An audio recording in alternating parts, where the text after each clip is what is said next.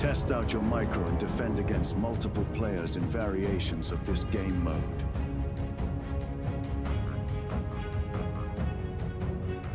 Or be part of the masses. Team up with your allies to topple the throne in a glorious victory.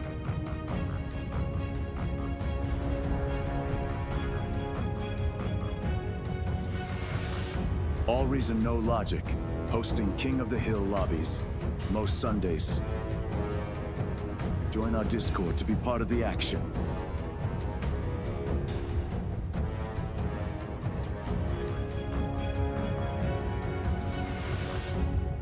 See you in game, Commanders.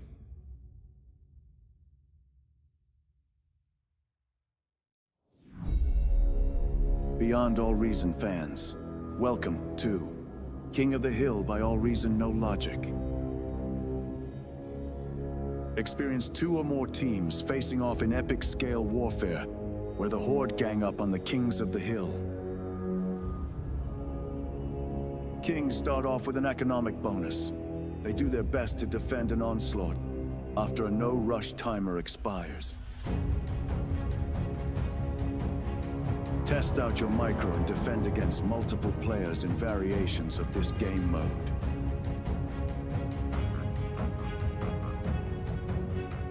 Or be part of the masses. Team up with your allies to topple the throne in a glorious victory.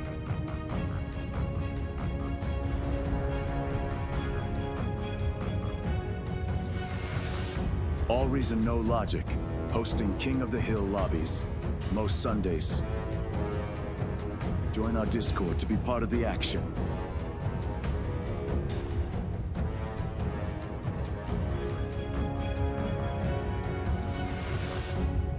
See you in game, Commanders.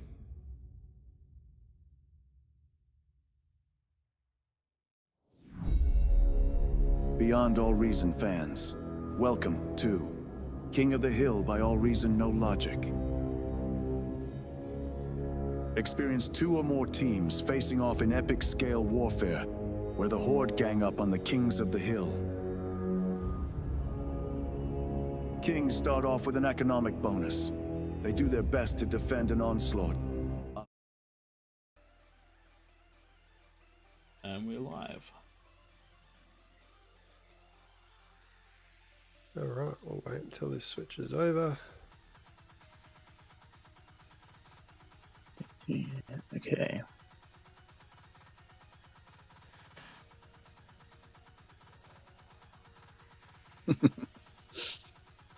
Okay, hey everyone, welcome to the official Beyond All Reason stream. I am Twig, joined by Pradith, with special comments from Tank Tom throughout the night. We are All Reason No Logic, and today we're diving into another epic King of the Hill, our community Sundays game. The format is simple but brutal.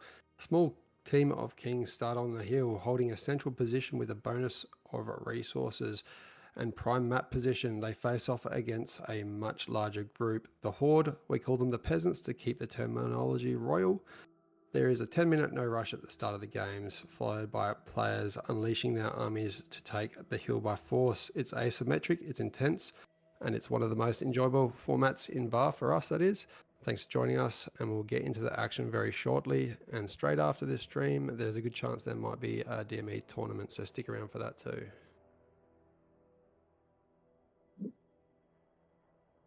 All right, let's get right into this.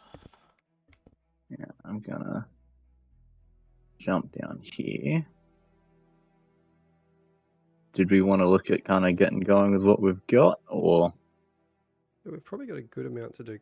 If we do Claymore with this amount, it's probably a bit of a stretch for a first game. Yeah. We probably want to put a guide out on exactly how to do Claymore before we throw that one into the public eye too much.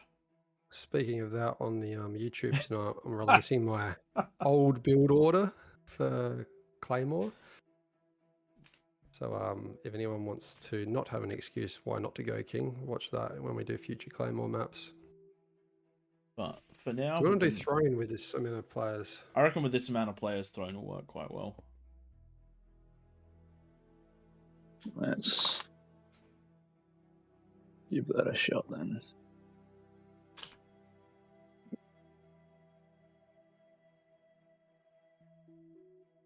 because that means we're not going to leave everyone waiting.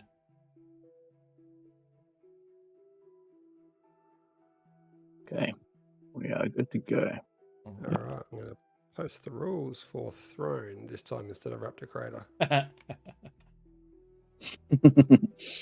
The key rule for this one that's different to all others is you cannot use those ambassadors and you cannot use the arbiters to missile strike the top of the hill, because it is so easy to win as the peasants when you got those units. Yeah, when you can blind fire and chain react most of the top, there's not much defense that can really be set up. Once everyone's ready, we'll hit go. Ollie's joining us on top of the hill. I think we started on this one last week with us as kings. Did we win that one? I think we did. 20 players. It's going to be a stretch. Are there enough spots? It'll be fine. What's that? 7. There's 14 players around the map down the bottom. I guess they can. I guess some sea eco spots. Yeah, maybe. It certainly is growing. We just need to give everyone a quick ring and then we'll start up. There's some big names there from the bar community. I reckon this is going to be quite the challenge. This is definitely going to be quite the challenge. We won the first game last week, so Ollie, we know you well enough to say that we're going to blame you if we lose this one. No, it's because Twig's using grid keys and he's still getting used to it. We'll still be using the same excuse in 3 years, but it's the one we're sticking with. Yeah. Damn grid keys.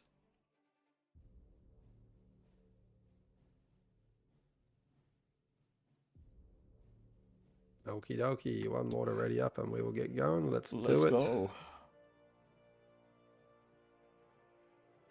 This is a 4-star, isn't it? It is. I hope air got turned off. If I believe it did. We're going to be in for a very wicked ride. Because that's only happened in one game before.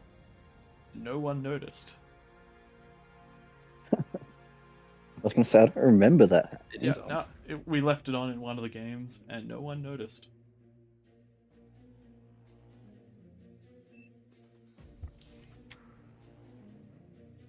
Please choose your starting location. Shall I start at the top? If you want. Or do one of you guys want it?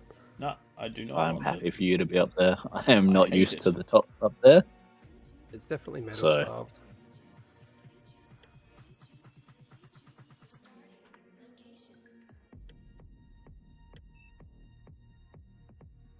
Don't forget to change scenes. I will not forget to change scenes. That's not something Thank that you. I'm capable of doing. Chronographer will hear the from you scene at the start of every game changed tonight. See? It just had some lag time on stream. What am I? Thank you We to did our have a- community for reminding me. It did have a sense of auto changes, but it doesn't seem to work anymore. It was designed to do that on like a massive amount of stuff on the screen changing. So what it would do was it would change to it would change away from the lobby screen on the load screen, then it would change back to the lobby screen at the end of the load screen. Yeah. So that didn't work. Alright, I've just dragged Ollie into our chat so he can hear us. His mic's off though. Very good, very good. Oh, we've shaken things up and we're not all in our regular spots this time.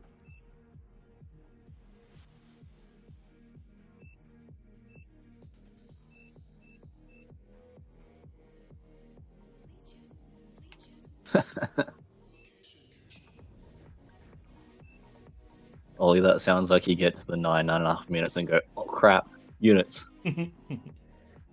Tom, which yeah. have you got a build order? Tom, have you got a build order? Which ones are we taking?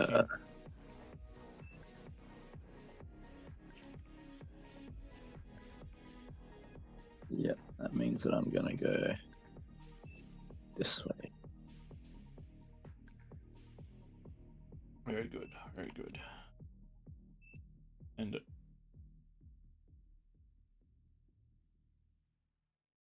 Yeah.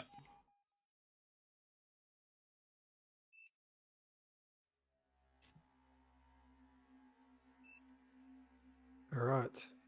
Just to Let's- repeat what I've been spamming on the screen, no one can go on that middle tier, stay off the ramps for the first 10 minutes. And defensive structures only, so you cannot go on Juno the Kings, and the Kings cannot go on Juno any of the peasant bases, but you can Juno that middle tier at any point in the game. Yep. So basically that little red line that I've drawn, stay outside of that until the 10-minute mark. Yep. Ollie likes And our chances. We did win this last week, but I'm seeing the likes of Mako, We've who got a played with solid before, chance Narmak, on our hands. yes. Krator. Can't see Regeki in there. So that's a good thing. He's very good at this. Also Same with Duffy. on a slightly different note, I got asked to add the OS of everyone into my list of people last week, and that has happened. Now you can see everyone's OS. So, taking your feedback and doing the best we can with it.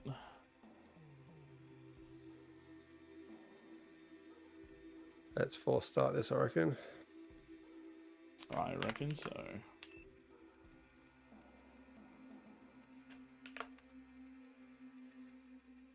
Battle started. Have you remembered to turn your widget sizes down this game? Oh, you've got them off. Fine. Oh, no, they're massive. There's our logo, everyone. Totally massive.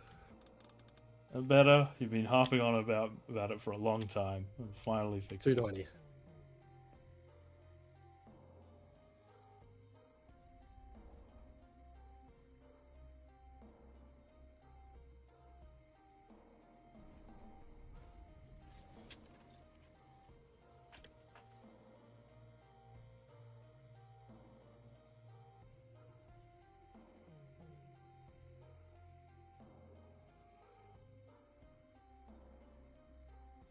Obviously kicking this one off, people playing the game rather than casting this one live, so we'll get a little bit more vocal in future ones.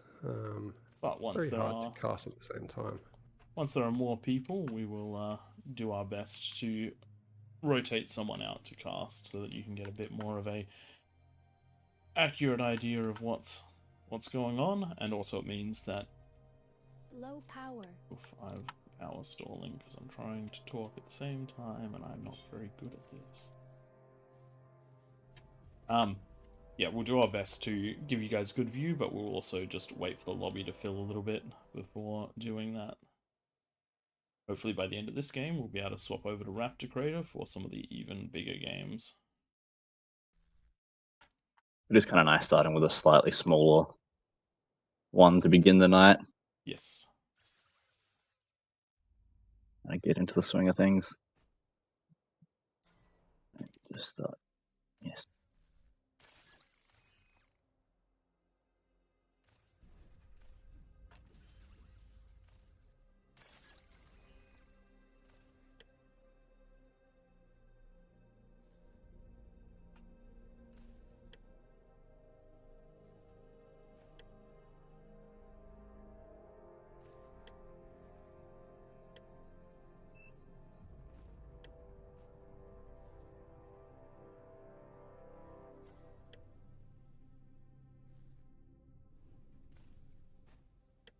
I hope that reminder post on the screen is just a gentle reminder rather than someone actually already going into structures that can hit the base.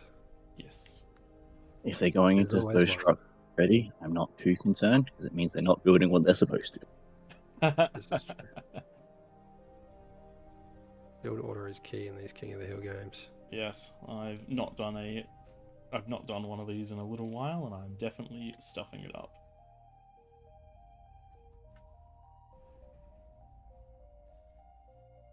But that's okay.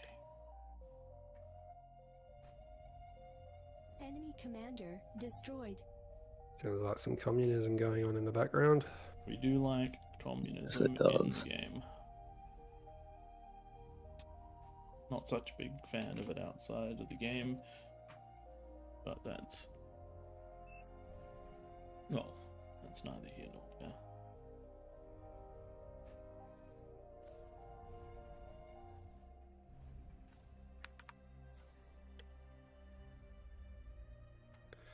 I'm putting down the T2 lab now if anyone does get spare metal.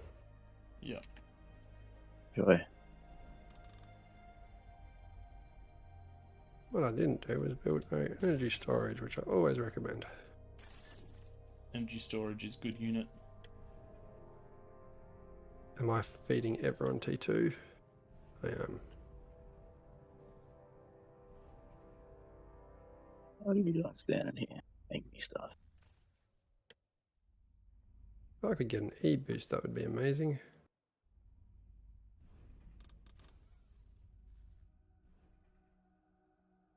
Tapping first one.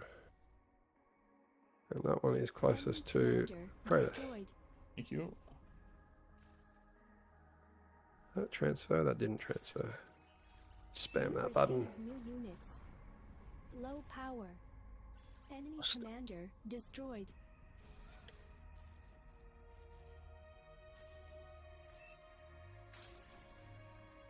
Next closest. Sorry, Ollie, yours is coming last because they closer.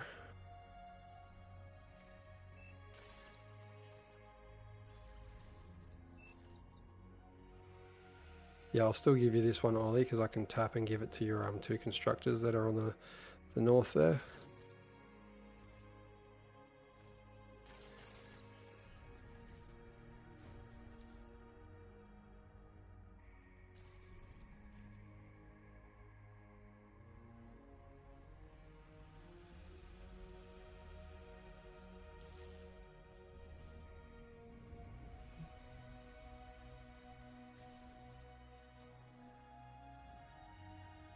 I wonder if that's a better tactic. Just build the T2 from the middle, just for those extra 2 that you get in your defensive points, and you build your own T2 labs at the same time, so that you're not wasting too much time with the old man walking. Mm-hmm. Yeah, I think that's actually the play.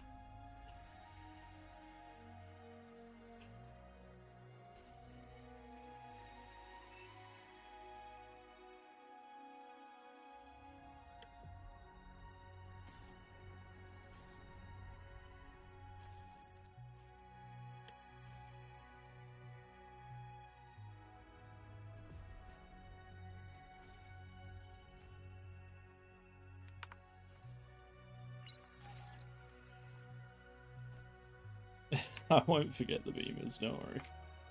It puts them up in the last 60 seconds. Yeah, any earlier than that is a bad time.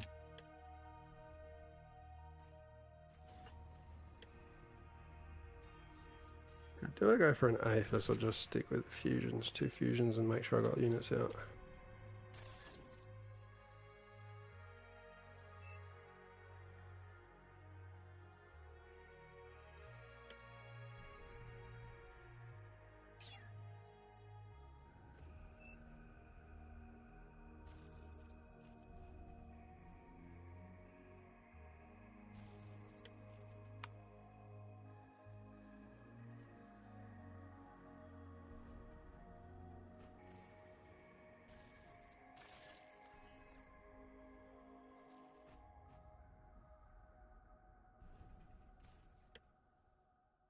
I probably do have time for an APHIS.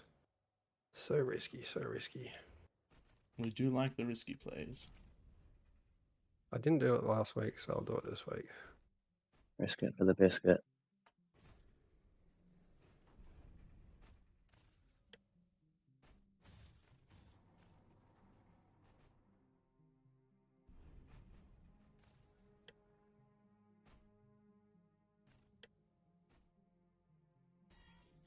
Okay, we're going to APHIS. Danger zone.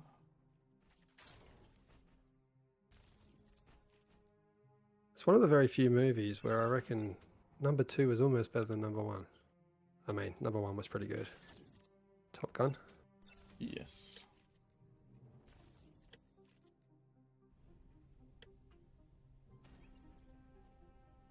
How long has this got left? 43 seconds. Yeah, we'll get done in time. I won't get T3 up in time though. That's okay. Oh, actually, I'm going to run out of metal, aren't I? Yes, you are. That was probably too much. Enjoy. That was a bit much, but I will be giving that back. You need a metal storage, boy. If your metal is instantly already full again.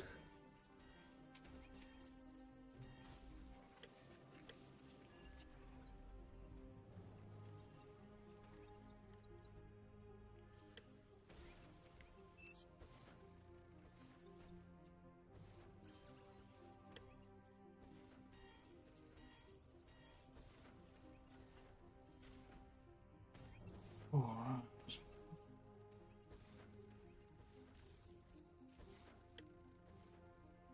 Oh shit, I have not done this right.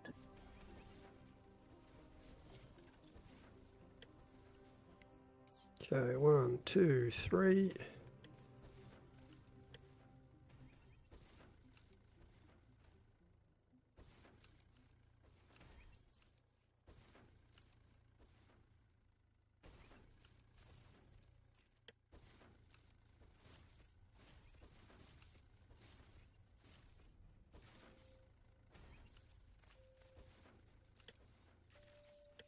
That's not right.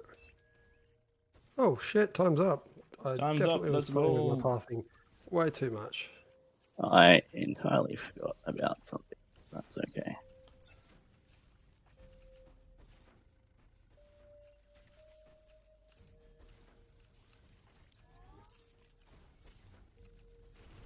Remember about the spiders, people.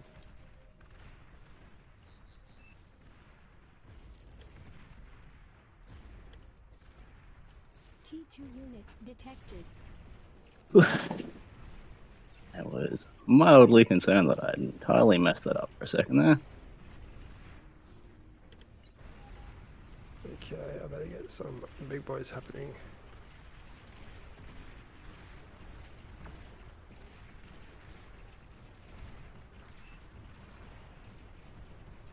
Wait, what the fuck? How did you get it?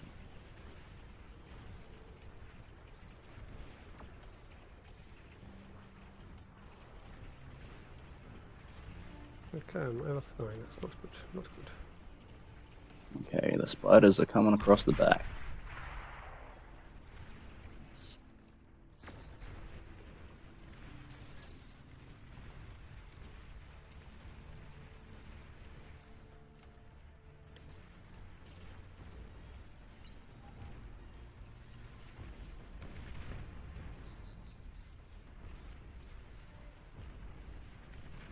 Got lots down there. Oh, I've done a terrible job, guys. Sorry. You're fine. You're fine.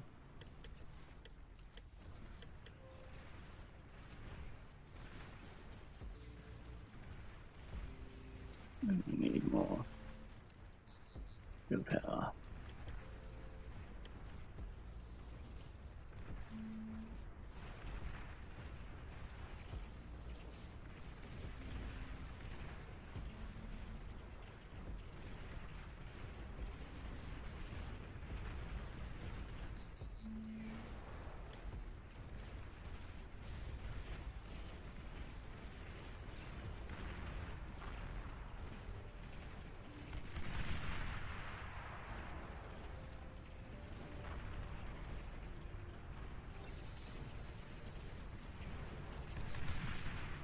Enemy commander destroyed.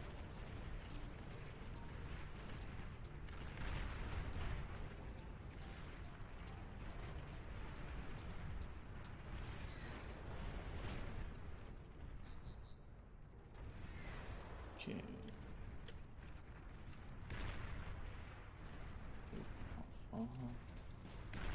Enemy commander destroyed. Nicely done, Ollie. Over here. That's what I like to hear. You come. Yeah.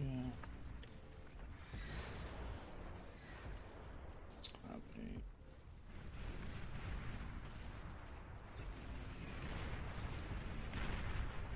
They're hiding spiders on the wall. Yeah, you probably have to get your own spiders happening, I reckon.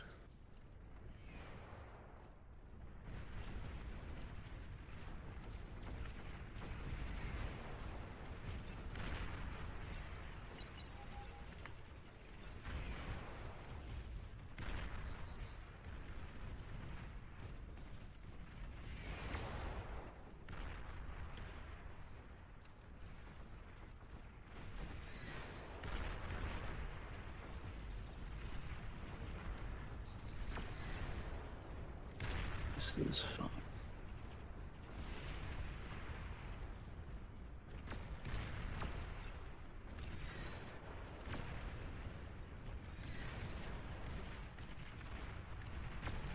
Enemy commander destroyed. Nicely done. Those Jaguars do hurt.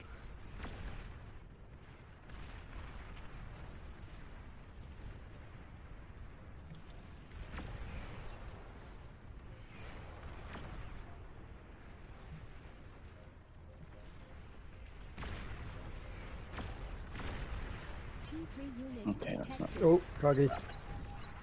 Kagi there.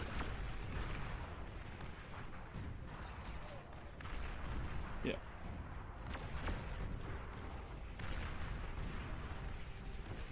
See this. Bunch of termites coming up for you, Ollie. Gonna need a bit more power here.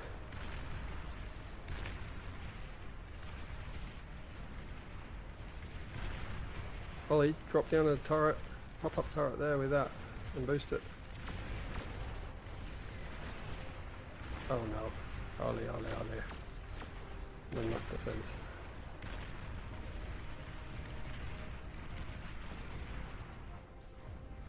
Just focus all the build power on that. Nice.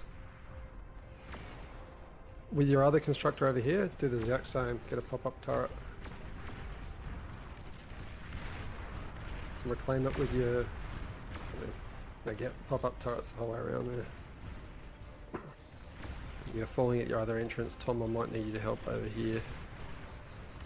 I'm trying to keep the spiders from coming up my back. Yep. I haven't been. Oh, you're right there, bro. Yeah, it's fine. It's fine. That's not a problem.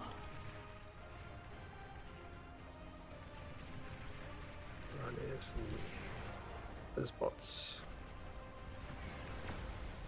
It's not looking good. We've usually killed a player by this stage. I've killed a player.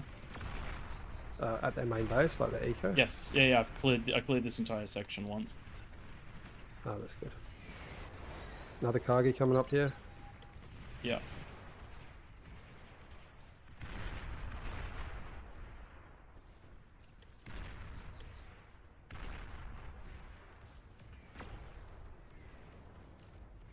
I don't like the look of this, but I can't get over there particularly to stop it.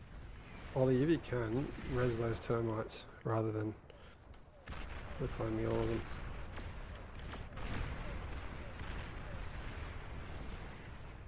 Oh god, that's a lot of spiders coming through there. Oh gosh. Flowing metal. Yeah, that's where we're going to get hit the most. Just make sure you got stupid far out, always on. Battle paused. What's up? What's happened? Someone junoed my text, Oh. like right on the top.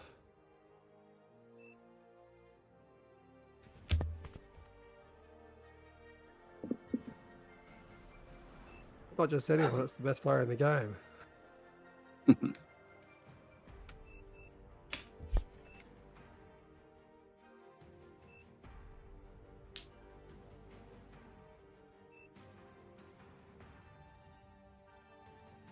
Oh well, re-resuming.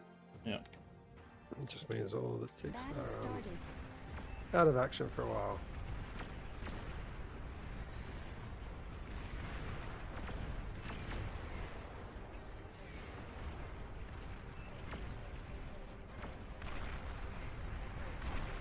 Okay, I've got to rebuild my base. Yeah, maybe build some Oh over my here, maybe. god. Alright, What I well, might do is boost your Aphis. I'm basically dead. There's Junos firing it. Sorry, there's yeah, those. Is that allowed? What is that? They're all arbiters or something, or the Battle equivalent. paused. Was it after 15 minutes we allowed Don't worry them? about it. Don't worry about it too. It's fine. Battle started. The game's over with them. Yeah. It's nothing to do with 15 minutes. Oh man. I'm trying to just get enough defenses on my back wall to stop the masses of spiders because I can't fight around to deal with them. Yeah. And because you can't hit them until they're on like the top of the wall, when they cover the entire wall, it gets a bit rough because they get off the first volley every single time. Completely distracted. Oh, we got big boys coming in. Yeah. Alright, I think we've just lost. Oh well. Did my rules say... Oh, I didn't pause I think that it's one. after 15. I don't know what this Did I one is. write it?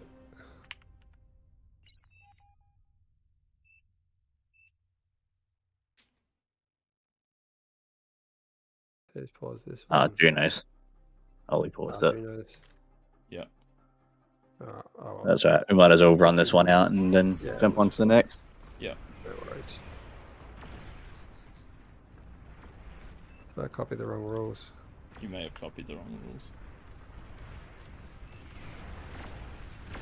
Oh yeah, it does say. Destroyed. Sorry.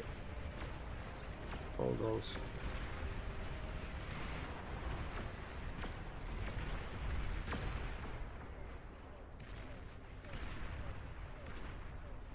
Alright, let's see if we can push anything.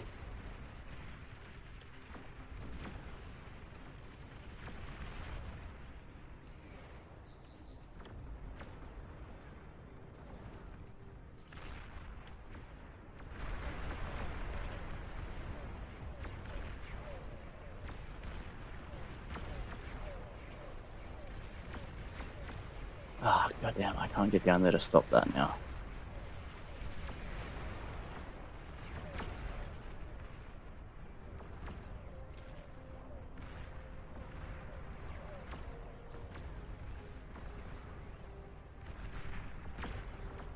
Yeah, that's my base going pop from range.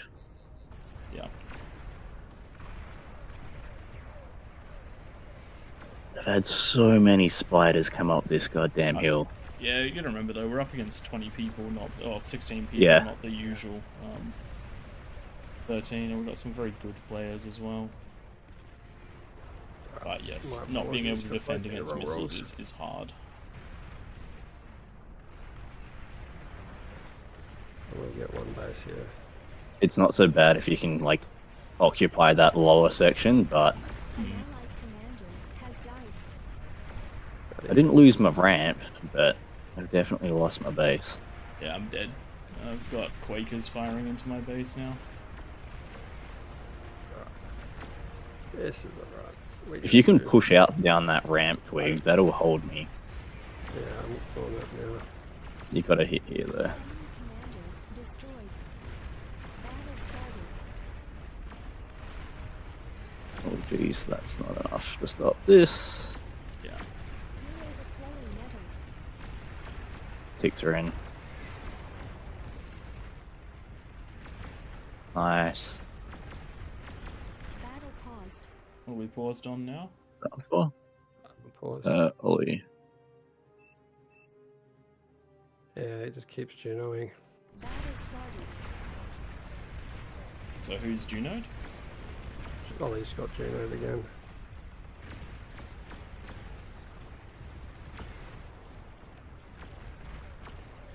I don't think those were Junos. I think they're just arbiters.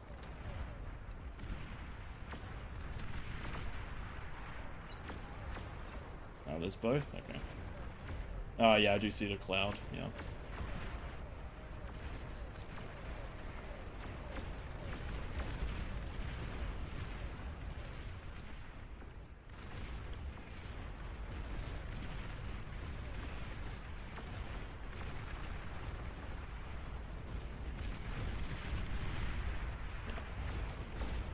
Alright, I'm trying. There you going over there. We dead yet? Oh, we're super dead. On this map, I think that I think that the artillery into the base is fairly rough.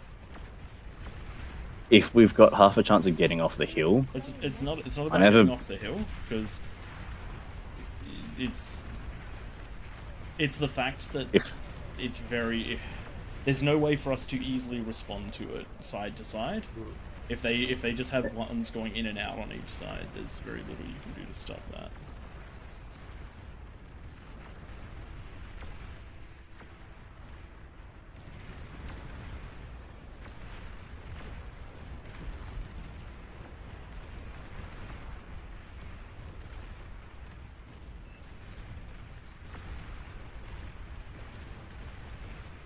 I don't think there is for EMP. Yeah, there is Oh, okay. range buildings that can target bases.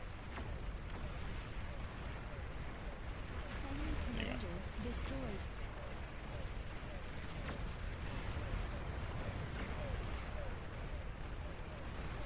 Your commander is heavily So we damaged. can get through this. Or you com.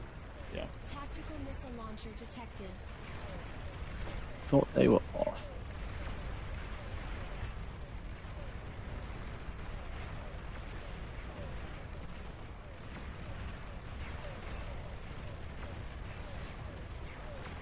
Hero the flowing metal.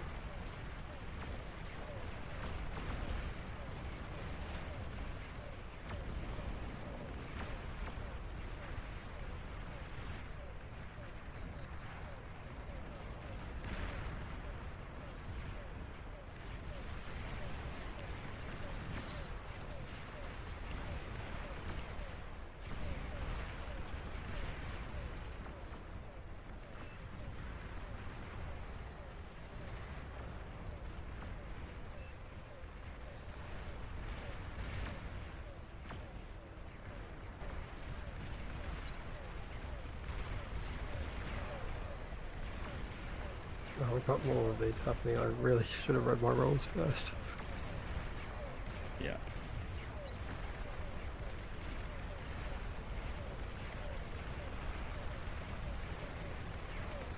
That's a large.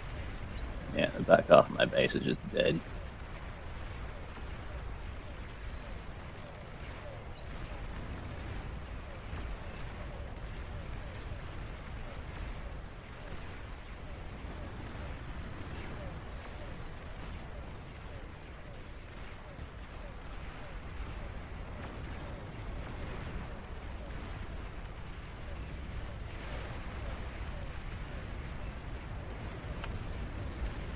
Ah, did you die completely, Prey? Oh yeah, I super died. I got tremored, arbitered, Karganethed. There was a lot Rely on there. you over there. Oh, nope. I say that just a little bit too late. Yeah, this is me dying to... I haven't been able to rebuild my defenses across the back, so this is me dying again. Yeah. Eat.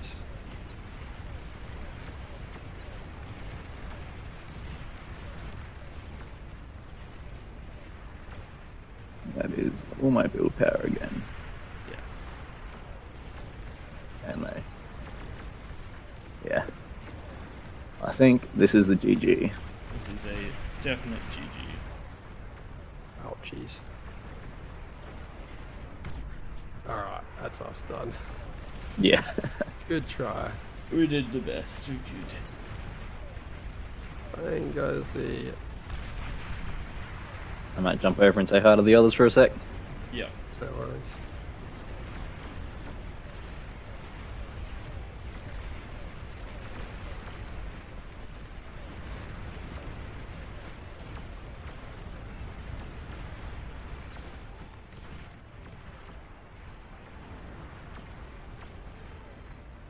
Where's our last com?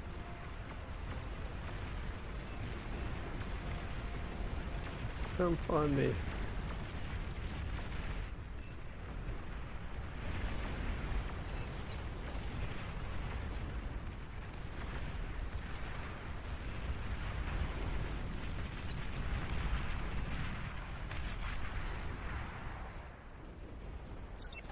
Battle ended. Let's have a quick look at those stats. We actually did pretty good. Pretty equal damage dealt, which is nice. They absolutely destroyed us in metal production though, because we never quite scaled up.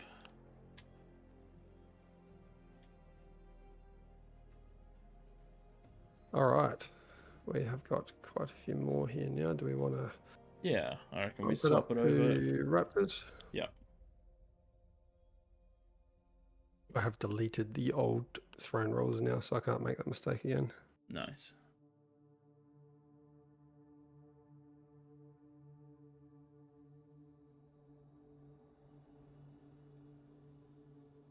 I'll jump out so that I can spectate and I can cast it.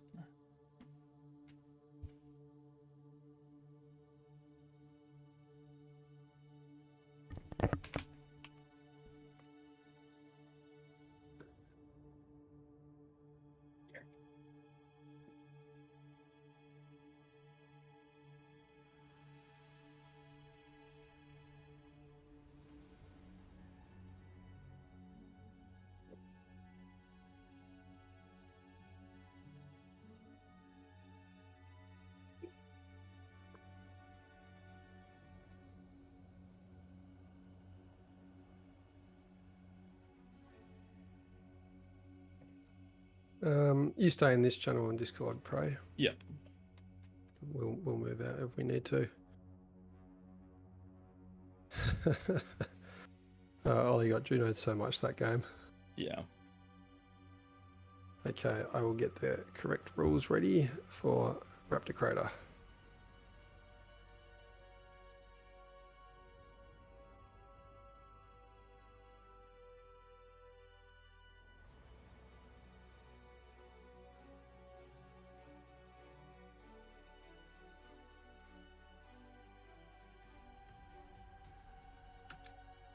Okay, we need 8 kings.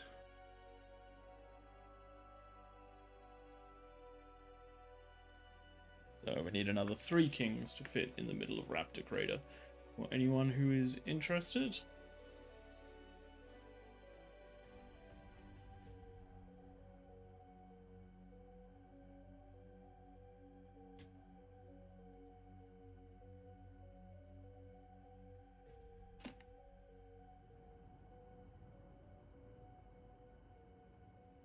And one more.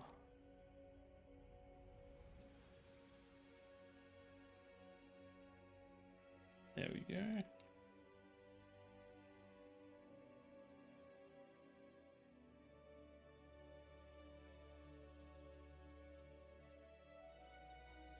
All right, Twig.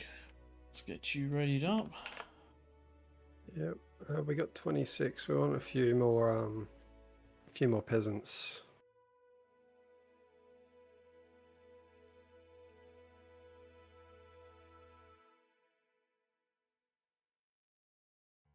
So that you get 3 in each corner, 4 in each corner, I mean, and then a couple along each straight. Just a couple more, if we can. So for those just tuning in now, this is King of the Hill, where we throw a bunch of kings on a hill, or in this case, in a hole for Raptor Crater, and give them 10 minutes of no rush to build up that eco, and then get out some armies last minute, some defenses, and go for gold. G'day, Row at Twitch. Yeah, we should be doing this for a little while. There is a tournament coming up, but if that ends up superseding us on this channel, we'll keep going for a couple hours on our own channel afterwards. All right, that's 26, and that's everyone ready to go. Let's force start this one. There we go. Someone beat me to it, and I remember to do the scene. I'm very proud of myself. That's a very first. Very proud of myself. OP Alright. Praetor. So that people can't get an advantage, I'm going to drop myself. I'm going to drop Twig out of this channel. And I will get my casting voice on.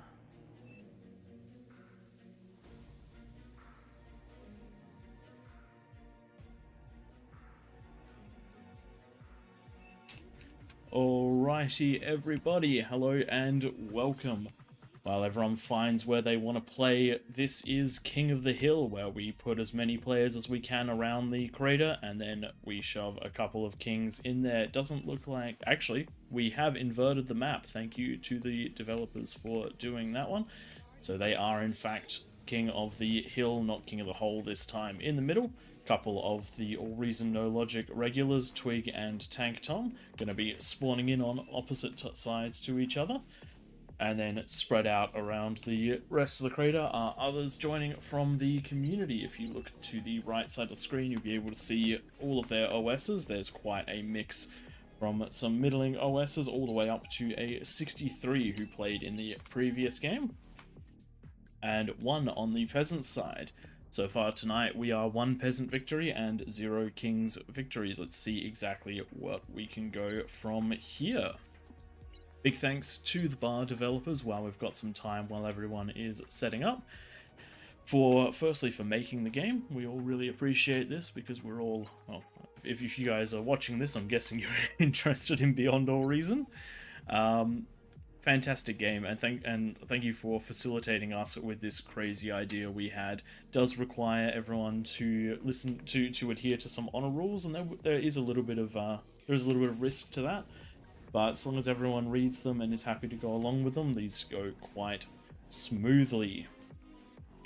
So, if you're not familiar with this, the rules are a 10-minute no rush, so 10 minutes and nobody up the top of the crater. The peasants should be staying off of their ramps basically completely, like, you know, a tiny bit up the ramp, but definitely not past a quarter of the way up the ramp.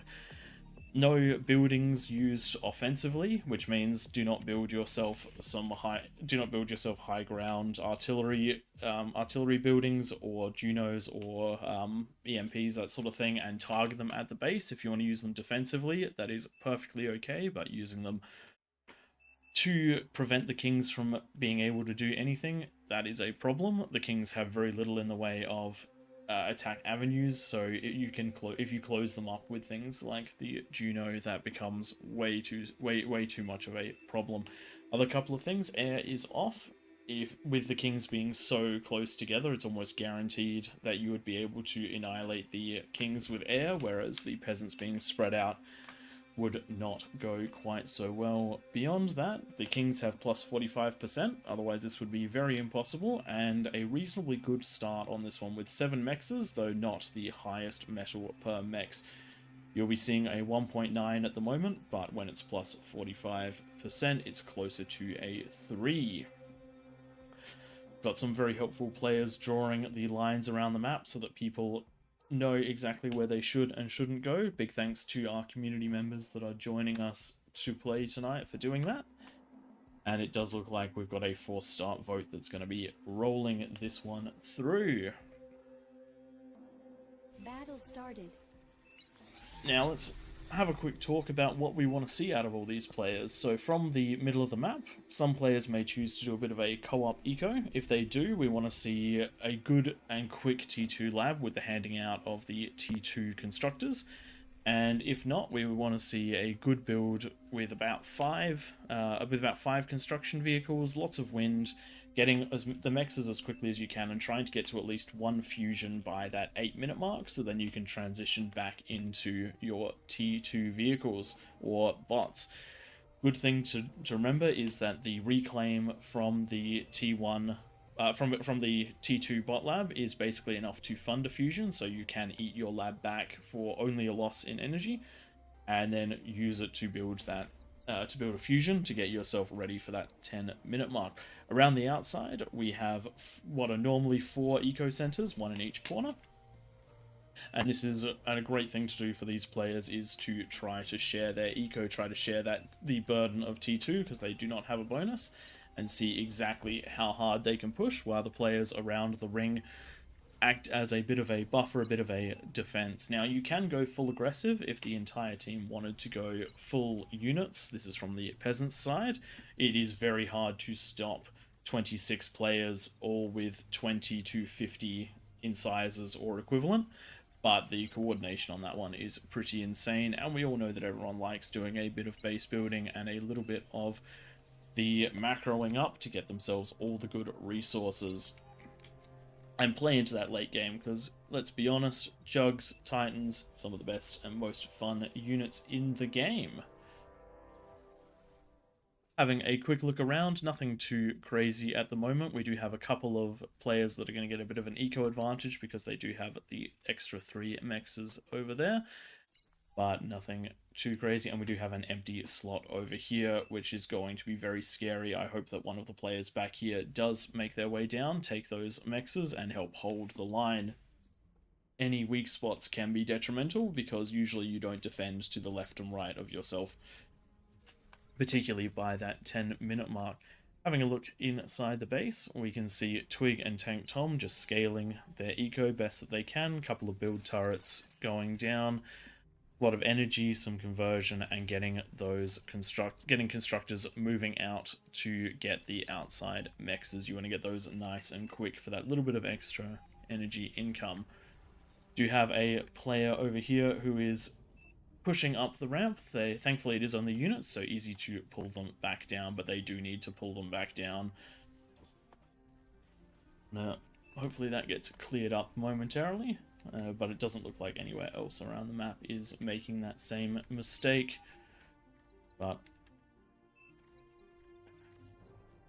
this is one of the problems with doing this. It is very hard to manage this. Does look like it is about to affect one of the builds, as one of the units is going in to destroy a T1 builder, which is... Battle paused. There we go, those units have been removed. Which is the usual thing that has to happen.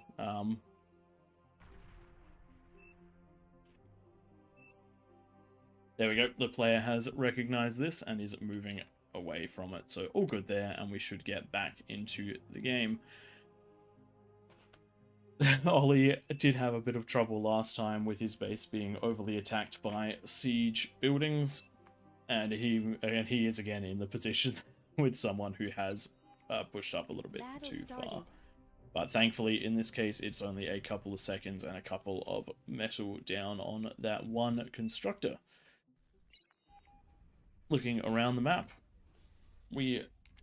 I'm not seeing a lot. Yeah, there doesn't seem to be a lot of co-op eco in these corner spots. You really do have an opportunity to fund one person's T2 lab instead of all building your own separately. We might be seeing, yes, I think we are seeing one over here, and it looks like we've got one over here as well, with everyone getting in around this one T2 builder. This will really boost you forward and get everyone those T2 mexes, much better than building a lab individually. Top side, not quite there yet. Looking back to the middle, just continuing to scale it up. We're seeing the T2 labs going through. You can co-op these, but because of the distance you have to walk to get all of these mexes, sometimes it is most efficient to go your own. Not to mention, when you reclaim it, you do gain a little bit of metal back. That 45% does actually work on reclaim, so even if your lab is 2900, when you reclaim it, you'll get close to 4,500 back. That trick can be abused, by the way. Please don't. We do look out for that. But everything else very standard at the moment. Just building up. There isn't a lot of action before the first 10 minutes. Good day, Big Al Man. Thanks for joining into the stream. We have not nerfed Communist Eco yet. It is still probably the most efficient way for all of the teams to win.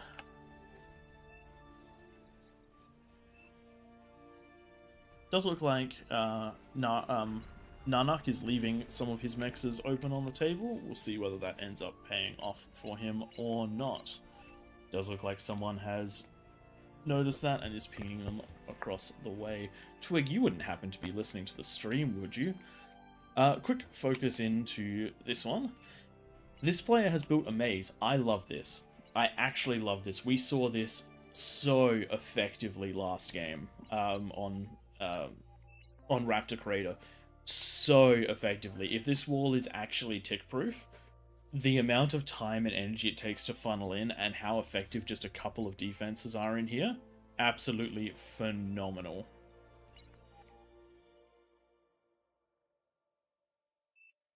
What's going on over here?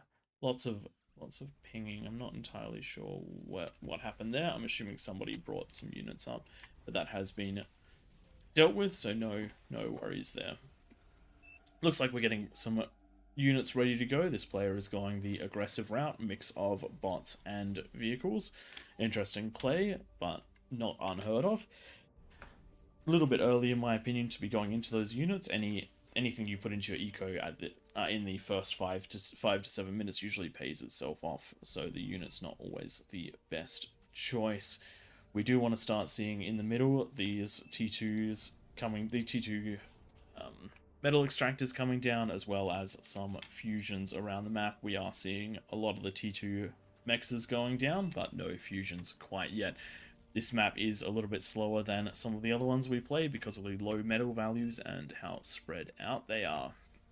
And it does look like this team over here with the co-op eco is streaming ahead of the Kings, with everyone getting their T2 mexes and putting their fusions down. In fact, one of them's going directly for an advanced fusion. That is a bold move, and if they're funded by everyone else, that could work, but with everyone else building a fusion up here, that probably is just going to be a bit of a slower start. Sometimes it is worth getting the fusion and then going into the APHIS afterwards. But these players without the 45% bonus are going to be on a reasonably even playing field to the Kings, at least matching unit for unit at the start, and it will become a very, very hard fought battle for Narnak. But with the ramps, with the map being inverted and the ramps on the descending, a little bit easier for the Kings. We have found that can swing things quite a lot, but not quite as much as the skill of the players. Looking around, we've got. I'm gonna try and pay attention to this, and if not, I'm gonna look back on it. I don't know how well these pontooned defenses work, but I do like the idea, and I do want to see exactly how they go. But that is a decent amount of metal invested, which won't be in units. But considering this player had the extra mexes, it might just work out for them. Players telling players to get defenses and get ready with 1.5 minutes to go. You really do need to have something on these ramps. If your ramp is picked to be the one that's getting attacked, you will be in big trouble. Tank Tom a little late on his fusion coming down. It is 33 seconds to go, so Tank Tom not going to have the most units ready by the 10-minute mark, but definitely it will be well into that T2 and ready to go. With that Twig fusion already down, just getting that advanced converter, and then I expect to see a lab. It's almost like we're going to see welders out of Twig. I never would have thought. But looking at Tank Tom, plenty of defenses at the front. This is where most of his metal has gone, and almost nothing coming in. Some ticks. Looking around the map, does look like the place that's going to be attacked most is going to be Ollie's. The rest, Ollie and Twig, depending on what these thugs do. The rest of the map does look to be relatively passive. One thing to bear in mind, yes, the peasants, there are more of them, so they can scale up individually quite hard, but that plus 45% scales absolutely crazily, and APHIS produces almost 100 metal when it's fully converted. Not quite, but almost, compared to the 40 that you would expect, because you're doubling up on that plus 45%. You're getting plus 45% more energy and plus 45% from the converters, so you can build an extra 2 converters, and you will be absolutely smashing it with the metal produced. And here we go, we have the 10-minute mark, and zooming out, we do see some units making their way in. Tank Tom fully defends over there. Couple of units out of Narnak, who is going to... Wait, what? That's new. I haven't seen that before. Narnak. Narnak is building a tower on the lower ground. Narnak is not very good at these rules. He also abused them in the last game by using offensive structures. So, going to have to ping that one.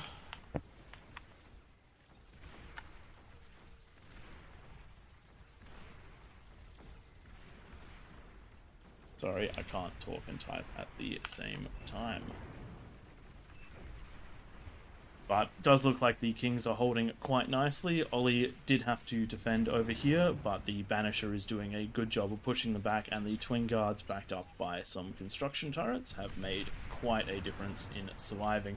Does look like the Spiders from Twig heading down and attacking an undefended area, going to manage to break their way in. We do have Sergeant Raccoon, who is heading up to fight these Dragon's Teeth. Are these, I think he's manually firing for them to, yes, manual fire to break through. Unsure if these are Dragon's Teeth or Dragon's Claws. So far, no Kings broken and no Peasants broken, but Twig is well and truly into a reasonably undefended area. I want to see these Spiders head straight down the back and take out the Eco player, which I think is what Twig is going to do. That is exactly what Twig is going to do. There is a comm in position, but this wind is very juicy and very oh no, Twig, don't turn around. I guess grab what you can, but with it being undefended, this isn't so bad, but I would definitely be trying to get into that lower eco area. He doesn't know what's down there, but there is a potential lot. Looks like the Kings are in a good position at the moment, with all of the Peasant players going for a large amount of ramp defenses or scaling, and that isn't going to save them.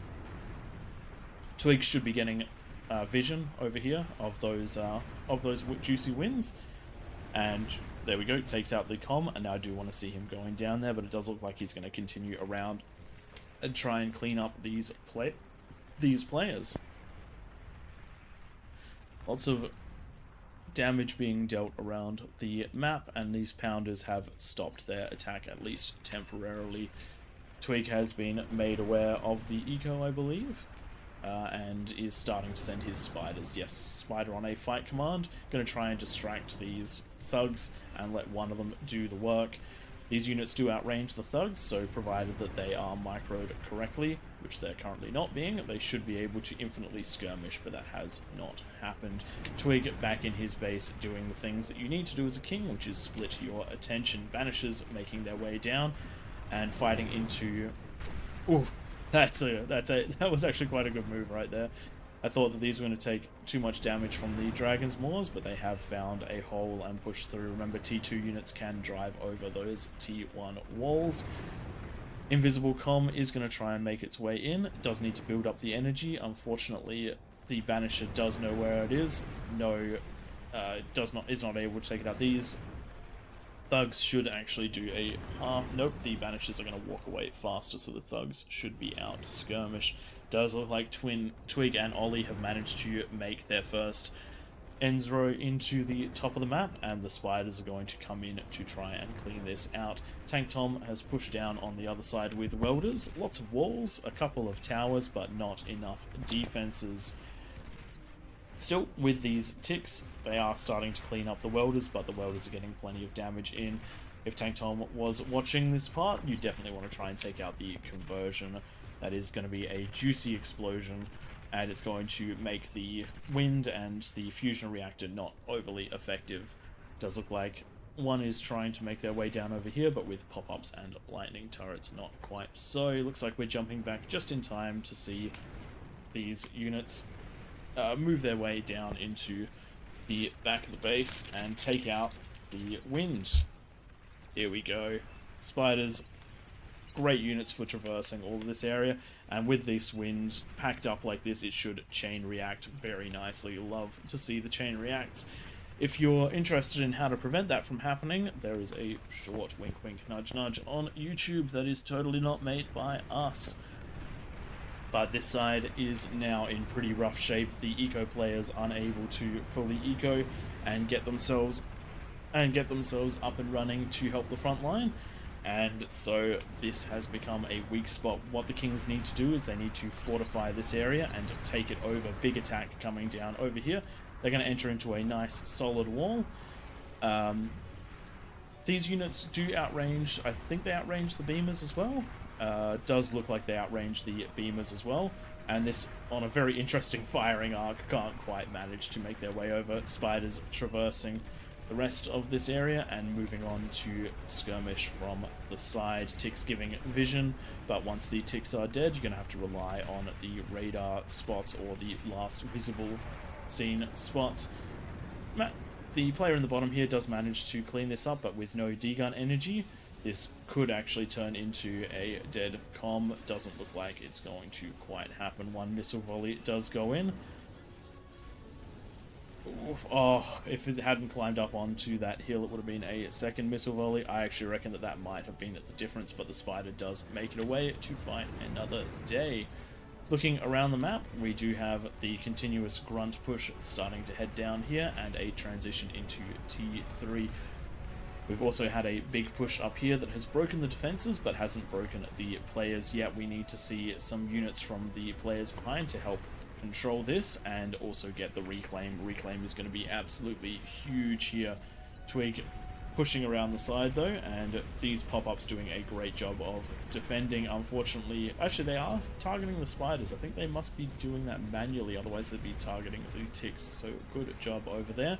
Some T2 units here defending against the welders, but Sheldons really do struggle to take on the welders. Great D-guns from Chrono to take those ones out and hopefully start holding this base again. And it does look like there is a counter push coming out of those players, but it is being held back with snipers. Need some spam in front of that to keep these bigger, chunkier units alive just from the default fire, but if there is manual fire, it does take over. Doesn't look like these units are going to be pushing in anytime soon, and it does look like this area is defending quite nicely, but with Twig being on the aggression over here and with Ollie also being able to scale up, let's have a quick look at the eco positions at the moment. The Kings are now ahead eco-wise, sitting at a sitting at basically 1800 metal a second compared to the peasants of a 1600 when reclaim isn't factored in. And we did get a very minor little run by in here, didn't manage to do any real damage. A couple of defenses around the place managed to stop that one, so good job from the Kings for spacing out that defense. Want to see them scaling up continuously while holding the peasants at bay. Does look like the push over on the blue side of the map has been stopped in its tracks for the moment. Those snipers just a little bit too strong. I don't normally get those this early, but I can definitely see the defensive power of them, and I might want to start switching up into using them. I just never feel like I have enough power for it. Does look like we've got an offensive push coming from the blue player in the top of the map as well, utilizing snipers and fat boys along with the vision of ticks to get some damage down into onto this ramp. Thankfully, because of the having to fight up, their range just doesn't quite outscale the pitbulls. So the pitbulls taking a huge toll on those snipers. You might want to use the invisibility function. Tank Tom pushing down on the right side with a bunch of ticks. T2 defenses aren't the best against ticks, and one does make it all the way in, and that is going to get the conversion, the whole lot of it, except for this one advanced. So great job there, Tank Tom, just getting a good amount of damage done. Is going to lose the snipers to a couple of ticks though. Looking around the map, does look like that push has been blunted, though it is suffering to arbiters. Thankfully the arbiters not such a big issue in this map compared to what they were in the in Throne. At their best positioning, they still can't hit the base unless they're actually up in an area that is defendable. One of the big reasons that makes Throne such a hard map to defend. Looking around the map, Twig is now starting to be back on the offense. He's heading back down with spiders. He's got some raisebacks on the top to help push behind these ticks, and is going for a mostly frontal assault after struggling to break through all of the pop-up turrets of that Lilac player. Other spiders over here just trying to clean up this area. They're currently not being controlled. They're just sitting there and denying the area. If we got them on a fight command, I think we would see those players cleaned up. But now the Razorbacks have been activated, and was that a... Yes, we have 2 defensive catapults. That's going to be hard to push into. Catapults phenomenally good in this game mode because there is not much that can block them other than, you know, units. You've got to get spam in, you've got to trick them into shooting where they're not supposed to shoot. Twig just punching through away from them, seeing this big juicy eco, and going to break in. Question is, are these built close enough together to chain react, or will they be spared the chain reacting? Couple of wind going down, and it does look like they are still too closely spaced, and okay, nope, that is far enough away. They are not They did not chain react. I thought they might have, but they have not. Twig is down in the back with Razorbacks, and these are going to take a huge toll on these players. Great D-guns there, 2 of them down, but that is probably going to be all she wrote for that comm. Yes, it manages to turn invisible. Twig's going to potentially lose some more of those. Great save. Well, more so timing. But great job. Huge push coming up over onto this side. This is a large battering ram of... comm detonation destroys a bunch of the Tigers, but this is a large attack of Tigers and a huge amount of spam. There is not going to be enough here to stop it, even with these Hounds. This is going to be very, very difficult to break through. Yeah. To stop from the purple players. The Eco is going to start taking some very serious damage. A lot of energy storages here, which is interesting. But they have been built close together, so they did chain react, and now these units are through and are going to break yet another Eco. Does look like a bit of an attack is happening here, but not too threatening, especially not with all of the banishes. All of the banishes. You want to order some banishes? Here is all of the banishes. Massive amounts of wasted shots there, but good on the defense. Tank Tom pushing down on the other side as well. Big push out of the Fat Boys. The sniper's not doing super. Ooh, comm detonation. Does anyone know if that'll actually kill the Fat Boys? It doesn't quite, but it certainly weakens them like crazy and might be enough to save this player for a little while. I would have gone for the D-gun play, but the comm sack is perfectly valid as well. Does look like this area has managed to stabilize a little bit. If whoever gets this metal reclaim is going to be in a very good spot, provided they can close off the gap and do that. But with Twig getting ready for another big spider push and getting ready to attack down, this area is going to be a struggle. 3 catapults fighting their way up the hill. Thankfully for the Kings, the Titan is not a unit that is hugely affected by the catapults. They can fire quite a lot into it, but only takes about 4% damage, 4 or 5% damage from all of those catapults, so it should be able to push down nicely. The push up here is into the base, but Ollie is reacting with his absolutely huge amount of banishes. Combat going on here, and this is going to be very, very hard for the peasant player down here to stop.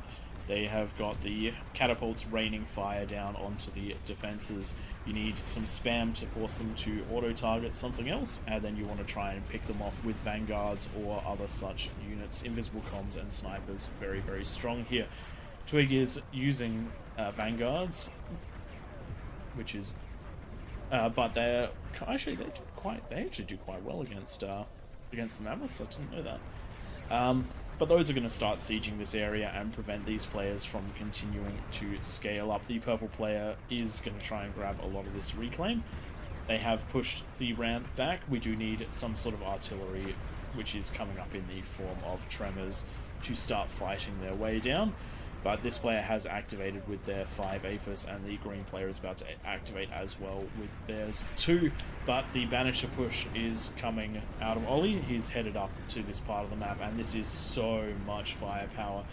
I'd like to see some ticks running ahead of it for vision and for safety against invisible things, but this is going to be a very rough push to stop. Snipers, a decent answer though. They will be able to pick some of these off, but in those numbers, that is just so many banishes. Tank Tom has broken through on this side and is starting to overflow in all directions. Needs to reset those waypoints. Just give them spam click around the map so that they keep moving unless you want them to build up. Twig pushing down now with another batch of vanguards. These time they're backed up by recluses and Razorbacks. Does look like the catapults and the snipers are going to have an absolute field day here, but every little push into this area is units that are going to be harder for the peasants to replace than for the Kings, and it does mean that the defenses aren't in another location. Looking over here, we do have, looks like Catapult is the unit of the day, absolutely pouring down. We've got a spam v spam, but one mod is backed up by Catapult, so I feel like that's going to be a inevitable conclusion, and it does look like Twig Twig's main force has been broken, but the spiders did get in. Sorry about that wacky movement. I'm very used to moving around the game as a player, not as a caster, trying to get a lot better with that. But it does look like Twig is in a good position, but these will be taken out by the demon. Demons have so much firepower, also backed up by the snipers. That certainly helped. Beamer's doing a good job of keeping Tank Tom's ticks out of this base, but the beamer range doesn't actually cover the whole of this area, so any ticks that go right around the back will be in trouble. And it does look like the spam over here that has been pushing down for a while has finally broken the defenses and is heading on into the eco center. Shiva's very, very strong units.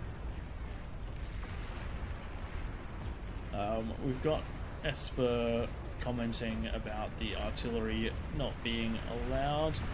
I'm not seeing any. I think it's mostly units. Yeah, if it's a unit, it is okay. We'll keep an eye out for that if somebody pings it. Looking around on this side of the map, we do have a lot of these catapults punching on through. Some people might say that catapults are a little bit unfair in this situation, but if you let your teams get to the point where you can mass them, then the game is essentially over anyway. We didn't have much in the way of penetration from the peasants into the kings. It's mostly been the kings pushing out. We've said this before in many casts, and I'll say it again for this one. The aggressive team normally wins, because if you can put the players on the back foot, that is always a good thing. 3 Titans pushing down here, my favorite unit in the game, except for maybe the new Legion Titan, the Soul Invictus. My goodness, that thing looks awesome. But Titan, my favorite unit in the actual game at the moment. Does look like the players at the top are now converging onto this defense, which I might add held the entire game so far. And look at all of the grunts going through. The towers are certainly firing onto the bulls, and the bulls are going to punch straight through those walls because T2 units do that. But the grunts did have to run through the gauntlet, and I do love that that's how that one works out. Big attacks coming through on this top section of the map, and this is just going to be a bit of a cleanup from here. Looking over to here, Twig has just forced his way in, only using recluses and razorbacks, a couple of vanguards. I think he probably needed to change tactics a little bit. These units are not quite optimal for cracking the bases like he is trying to do, but with enough resources he is making his way through anyway.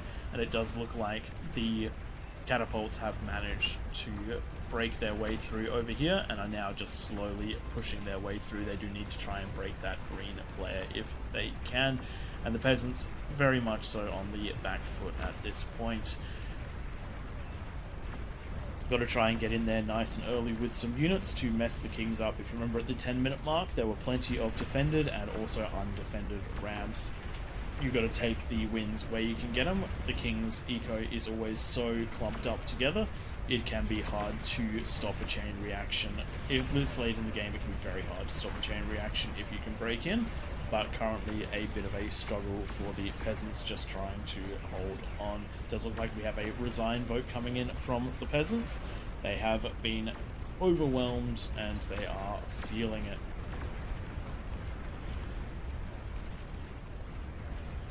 This base cleaning up the last bit of it, but does look like with everything going on, the peasants are in trouble. Great job, by the way, of this player trying to get back into it. They haven't managed to come online in a really big way. I think they've invested a little bit too much into the eco to come back online. But when an area does fall, if the kings don't try and take it, it usually is just left blank. So you can try and sneak in there, use reclaim, use res to try and get the units that you lost back, and then try to get something back into the fight. Spam lines, very, very useful to push in. But it does look like most of our combat is now down to this last section over here, and it does look like the Titans are really punching in. These units have been manually targeted on the Titan. The snipers do a lot of damage to the Titan, especially once you get the surround bonus on it, which is what's happening with those Dragon's Claws. Great job there, target firing that one down, but the spam is going to start making its way in soon. With so many resources being thrown into the spam, it is a big problem for those snipers, and they have been identified by the pink player, who is trying to run them down. Grunts, pawns, ticks, rovers, anything like that, great at taking down snipers. Just get them in amongst them and you will do a great job. Getting as many snipers as possible to try and defend this, I don't mind that. Snipers are going to be very strong with this, but you do need to get them to the high ground. They won't do as much pushing up, and they're going to be backing up a behemoth. Need to get some spam in the mix though. Looking elsewhere on the map, players getting cleaned up on this end, and the wraparound is coming from both sides. All the Kings played very well this game. They all managed to get themselves very hard into the enemy base, and as we can see when I talk about the scaling eco, currently the Kings are producing 6,000 metal. That is absolutely huge.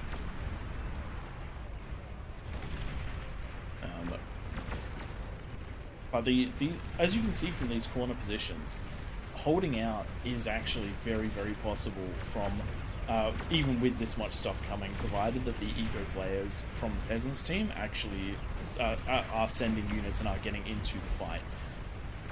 It's starting to break now, but we're at 32 minutes and this spot has been besieged for quite a long time. That Lilac player had to deal with Twig for a very long time and they're still up and running. So that does look like a little bit of friendly fire from that Rattlesnake, just trying to predict where units are going to be. Just wanted to make sure that wasn't manually fired, but yes, units finally managed to push in and take on one of these players. Once one of the players on the hill falls, a huge amount of the defense falls as well, but this is so many snipers. This is what you can do with a big eco from the Peasants. In fact, I'd say that this Peasant has more individual eco than any of the Kings at the moment, but the plus 45% will outstrip that, even if the eco is a little bit smaller from the Kings, and the Kings focusing very heavily on units. This has been an absolute slog, but as we can see over here, the units that were coming to wrap around are now getting into that fight.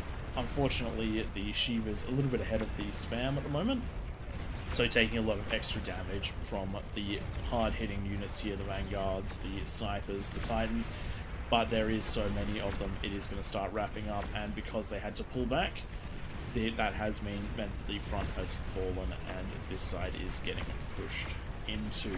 Very nicely done by the Kings, coordinating their efforts, and that big pack of catapults has just been doing work over time. Not a lot of work against these Titans, but doing work nonetheless. This big ball of snipers is really doing its best to hold the line here, and it's doing quite a good job. Watching that energy bounce as all those shots go off, manually targeting the T3 units and letting the other units such as the behemoths and the demons deal with as much of the spam as possible. This is going to be probably a hard spot to break, but you can just run past it and try to destroy the eco because of the tight spacing. Any amount of eco damage is going to massively slow down production, and if you can break through it just like these pawns have done and get into this back section, you might even be able to take out the Aphis. Does look like they will get the conversion at the very least. Yeah, they got taking out the conversion, but the rest are into the area and are going to head into destroying that Aphis. Question is, just how big is this Aphis explosion going to be on the side? I don't think it will take out the build power, but I have been wrong before. I always underestimate just how big a nuke explosion is going to be. Oof. Is that Behemoth? Behemoth got the energy. Oh, good. Very good. That is a bit of self-damage right there, and it does look like a lot of the spam lines and a lot of the units have been devoted to take out these players. It does look like the artillery fire and the Kargis breaking this top section, and now just a slog making their way into the rest of the map. Doesn't look like the Peasants quite want to tap out, and I don't think the Kings mind. It is nice to get to this stage of a game where you have just unlimited units. and to do a bit of a cleanup. We do always encourage a resign when when you know the game is lost, but but that's mostly just so that we can get on to the next one and give more people a go. Does look like the units over this side have massed, and the spiders from Twig are here, absolutely refusing to leave this strategy, but finally managing to make damage. Ollie's even on this side with his Banisher Force, breaking their way in, and it does look like we're going to get one final Aphis explosion over here as the spiders march on through, using their ability to bypass all of the terrain and just get straight on in there. Here we go, last set of Aphis for the map going down. And that is the peasants effectively ruled out. There are 2 comms left. I believe they are both over here. And making a heroic last stand with a couple of vanguards. And they are taken out. There's water in this map. Who knew? Well, great play from the Kings. Definitely need to see a little bit more. What happened in the middle of the map? Battle ended. Okay, I missed that. The middle of the map detonated. Okay. Anyway, looking at this, damage is actually surprisingly even between all of the team's peasants, pushing ahead ever so slightly, but the metal was massively in favor of the Kings. Quick look at the graphs over here. Damage dealt, a huge amount done by the Kings, but we see the purple player actually out-damaging any of the Kings. The green player also similarly on track to do that as well. Unfortunately came into play a little bit too late. The Kings had already taken a dominant position. More aggression where possible, and if you look at this 9 to 18 minute mark graph, this is where you can see why the Kings won. They had all of the aggression and all of the damage done for that first section, and it didn't, and a lot of the bigger players in the game came online a little bit later. Looking at the metal produced Twig energy produced Twig dominating in that one. Same with metal, but we did have quite a few peasants that managed to do very, very well on that eco, but unfortunately weren't able to clutch the win. Thanks everyone for watching this one. We're going to jump back into the lobby. We're going to jump back into a slightly more open channel, and we're going to get set up for the next one.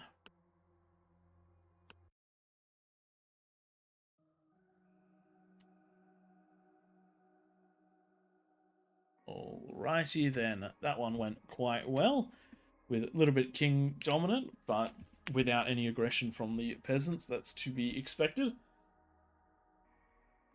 Yeah, I felt light on at the 10-minute mark. But you didn't get attacked by anything but ticks, and you had plenty of beamers for that. What happened to the eco at the end of the game? Because your whole middle of the map exploded. I have no idea. Yeah, right in the last like 20 seconds, I looked back and the entire middle of your map was gone. I'm guessing someone self-D'd a fusion for. Yeah, I was going to say I suspect a control D for fun at the end. Alrighty. Just gonna have a quick look up into chat. Sorry, once the action gets started, I'm not the best at paying attention.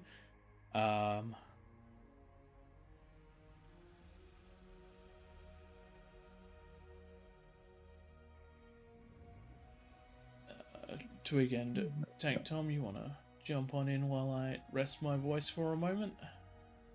All right, sorry, just trying to set things up. I'm potentially going to jump out of the Kings for this next one, but if there's no one else in here, then I guess I stay. That's all.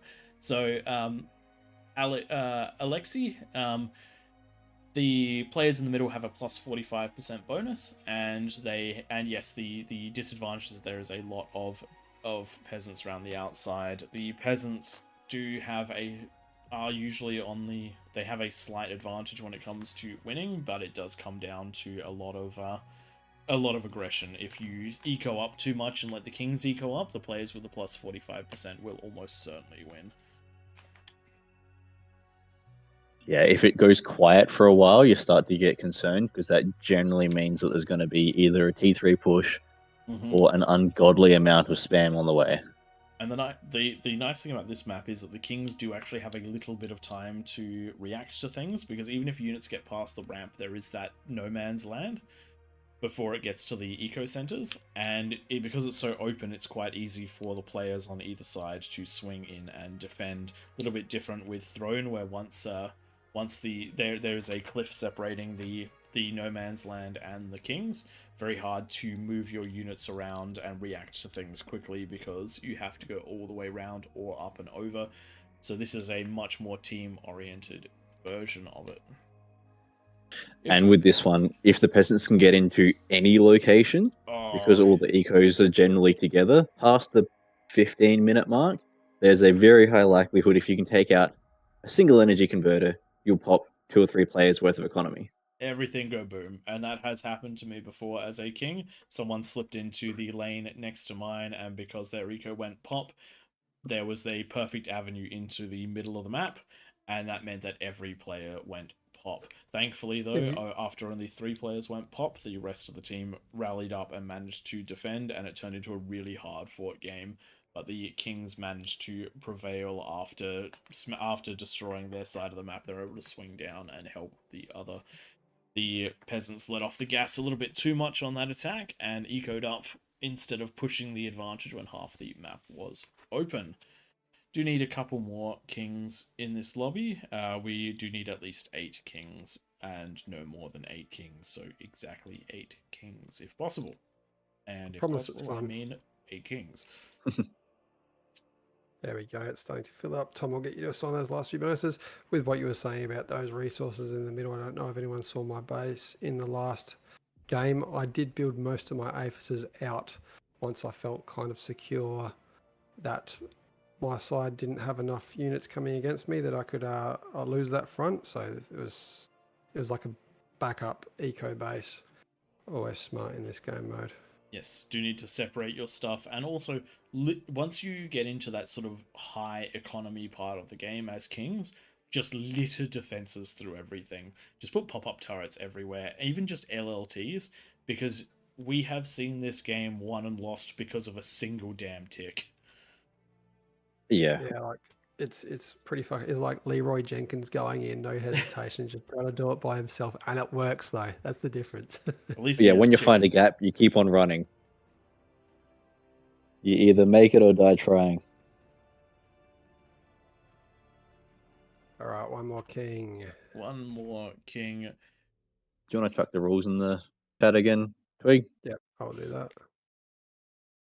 Yep, just jumping into the YouTube chat at the moment. Oh, hey, Spicily Done on Twitch chat. Yes, this is live. You're more than welcome to join us in-game if you want to. We're just about to start and we need one more king. There always can be more peasants up till we hit player cap. Have a quick look in the YouTube chat. Yes, this is a free game. You just download it. I believe since we're on the the Beyond All Reason official channel, there should be links somewhere for you to find it. If not, if you just Google Beyond All Reason, it is right there, and we encourage you to play it. We have been loving this game since we started playing it, what, 9 months ago, maybe? 6, okay. November. Yeah, we started playing in November. We started doing King of the Hill around Christmas time, and then the wonderful devs noticed us somehow, noticed me, senpai, and have allowed us to show this on their main channel for some unknown reason. Alright, looks like we've got the 8 kings that we need, and it looks like just about everyone is ready. Ring has already gone out, so I suspect the teams will be locked any moment. And we do have then one that is caught up in a previous battle, so I'm going to spectate them, unfortunately. Feel free to rejoin if you're listening in. In that case, we're going to need one more king. Stream not coming. Stream not coming anytime. Steam, sorry. Steam not coming anytime soon. Yes, I don't know about that. That is entirely up to the devs. We're just here as players. Oh, if you're, I did enjoy Age 2. If you do come out and play bar, we do this quite often, so feel free to join us. We don't always get the lobbies to be this big, but we do have it very balanced for smaller games, and we do have other maps that we do, which is Throne and Claymore. Do it every Sunday if you're interested, and when they let us, we are here. Thanks for joining and watching us spicily done. Hope you enjoy my voice for the next however long we're live for. All right, can we grab one more king? If we don't, then I'm going to have to throw one of the AllReasonNoLogic players at the problem. Unless they really want... There we go. That is a king. There we Oh, go. 9 kings. 2 people jumped across. Too kind, too kind. Question is, which Let's one is put- going to get the spot? Twig, that's up I'm to you. gonna go Soul because 3 chefs versus 1 chef, so I'm gonna change Cole back to team 1. No worries. Unfortunately, we do have to make that sort of decision every now and then. And with the kings, any one particularly weak link can be a massive problem for all players, because with the kings being so centralized, it is a game of break one king and win the game. Hence the whole idea of King of the Hill. All If you can right. keep that pressure on, sooner or later a gap opens up, and then you go to town. Somebody has jumped out. We're back down to 7 kings. Doesn't look like they've jumped up into the top section either, so just need one more king. Sorry guys, we'll try and get this up and running as soon as we can. Thanks, Spicy Dome. Spicily done. It's one of the mics is really loud. Is that mine or is that Tank Tom? Can you say something? Is that mine? Or is it going to be Twig's? And then Twig, Surely can you it's not say mine. something? Okay, so I don't think it's Surely Twig, it not. might be Tank Tom's. Okay, so it's Tank Tom's. Let's just drop Tank Tom down a little bit. That should be a little better. Thanks Is that for going letting to be us better know. now? There we go. We got our There we go, final that's steady. king. Yeah, I've turned him down now by about 15%. That should balance it out. He'll also be in-game, so we'll kick him out of the cast. Anyway, does look like Twig will potentially be joining me for the cast. will I'm be- going to go join an AllReasonNoLogic corner, I reckon. Yes, if you actually want to be in the game chat, the Discord that's in the lobby at the moment, that is where all of the kings and all the peasants are getting together and discussing strategy. Definitely helps to be in a chat, and we've noticed it's not too chaotic because it's hard for people to play. There we go. You do a lot of thinking as well as Yeah. doing stuff. Yes, if you watched the very first game on the stream tonight, you would have noticed that I was completely incapable of multitasking. All right, let's get this one started. Looks like everyone is ready except for Valding, who has just been removed. We've got one player downloading the map, and then we're gonna launch into this one. All right. Let's get to it. I didn't make the... Oh, wow. Oof. That's a lot of people. But That's you have way to too remember, many. No, but there's... we'll give it a shot. That is... It's easier fighting down the hill than up the hill. and you also have to remember, there is, just because you add more players to one team, it doesn't mean that there's no more metal on metal. the map. So it can, if players don't work together, it can actually be a disadvantage. We'll give it a shot, see how we go. Yes, I'm and going to go jump in. if it's too the unbalanced, then we'll just boost the bonus for the players down in the middle to 55. While a 10% bonus doesn't sound like a lot, you would be shocked at just how much it actually is.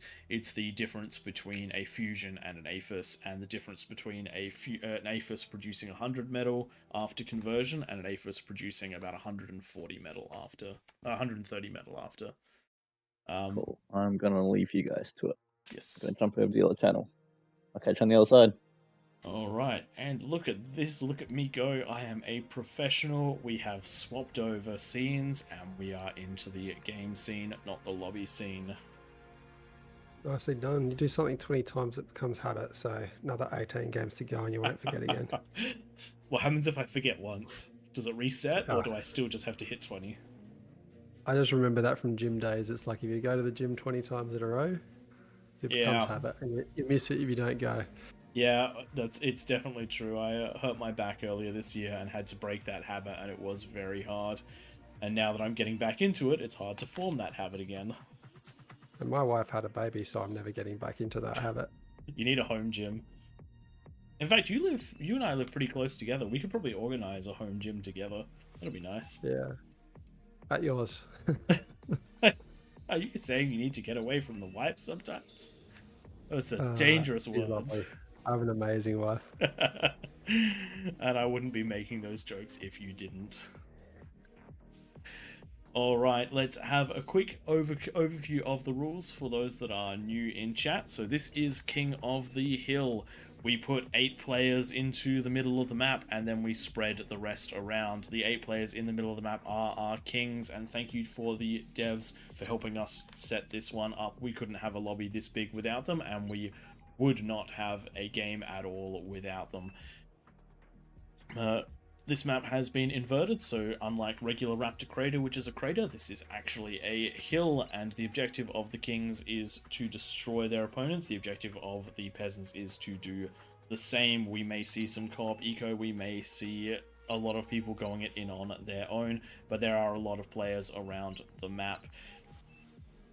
Rules are, for this one, the kings have a plus 45% bonus, and that allows them to scale up much, much harder, and the peasants just have numbers on their side. There are no offensive structures, so if you're planning... offensive structures used offensively. Sorry, that probably didn't make a lot of sense. You are allowed to build defensive structures, but do not use them offensively, aka no using them to attack buildings or deny areas like the the big round space just above the ramps. Secondly, there is no air. The kings are way too condensed for air to be practical in this. It would just take one bomber coming through to ruin them all.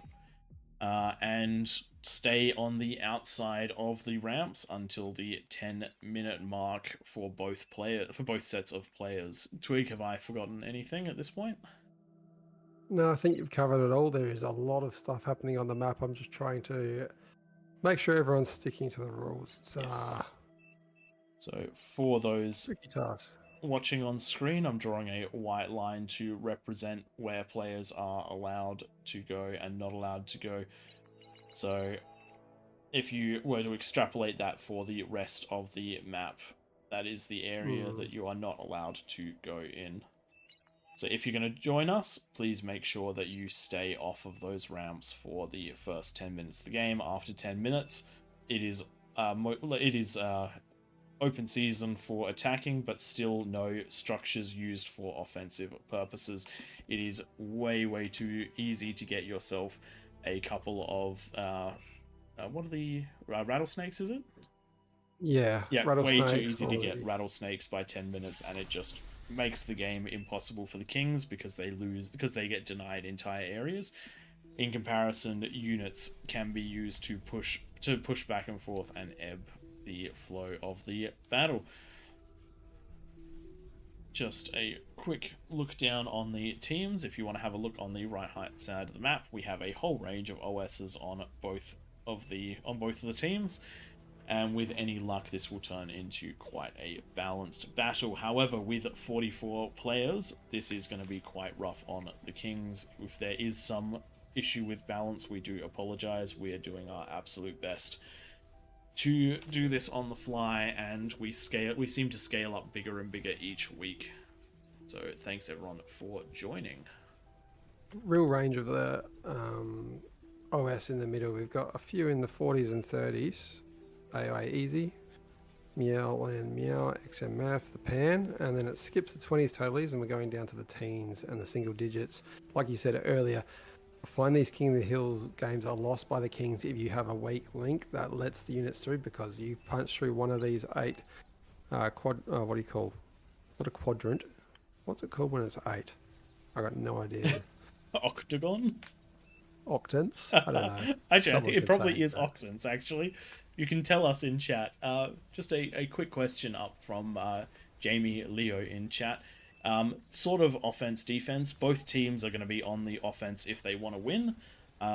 If you leave the teams to just defend and eco up, then it will be a problem. It does look like we have some units jumping in. One of the players not listening to the rules ahead of time and breaking into the circle.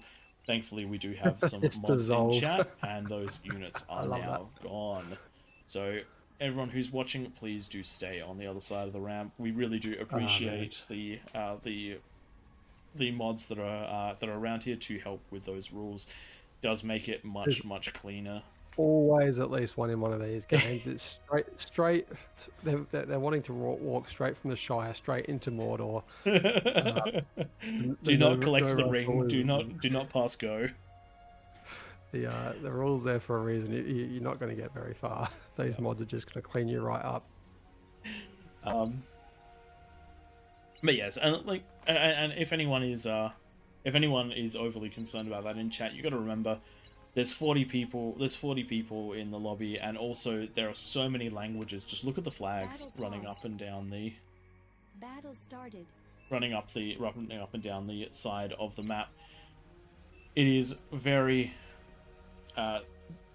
trying to communicate the rules to absolutely everyone can be quite a challenge. Now, let's jump into what's actually going on. So from the Kings, we want to see some quick scaling into T2 so they can get the most out of their 45% bonuses. Lots of wind required and lots of mexes, around 7 per player. One of the things which is interesting, not all the players are collecting their crystals. Would highly recommend getting yourself a Lazarus. That really helps in the early game balance out your eco. We are getting some comm explosions to get that T2 a little bit faster. I hope we see some of those get handed out. Looking around the map, you have different positions and different play styles for each of those positions. Typically, if you are right in front of one of these ramps, you want to try to have units ready to go in by that 10-minute mark. Potentially some defenses, but if you can get your offenses going, units work pretty much as well.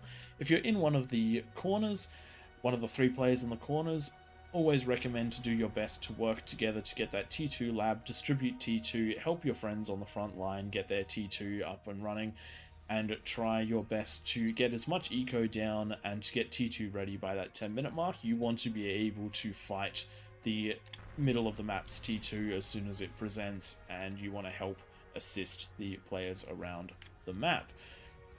An example, a little bit of communism on the bottom left side where we see shout out to Rakusha and Tank Tom, obviously from AllReasonNoLogic. Rakusha, Nice. one of the OGs to join, and getting given that T2 mix from those players around him early. Have we got more rule breaking going on? Yes, we do. Yeah. Just going to get his stuff removed.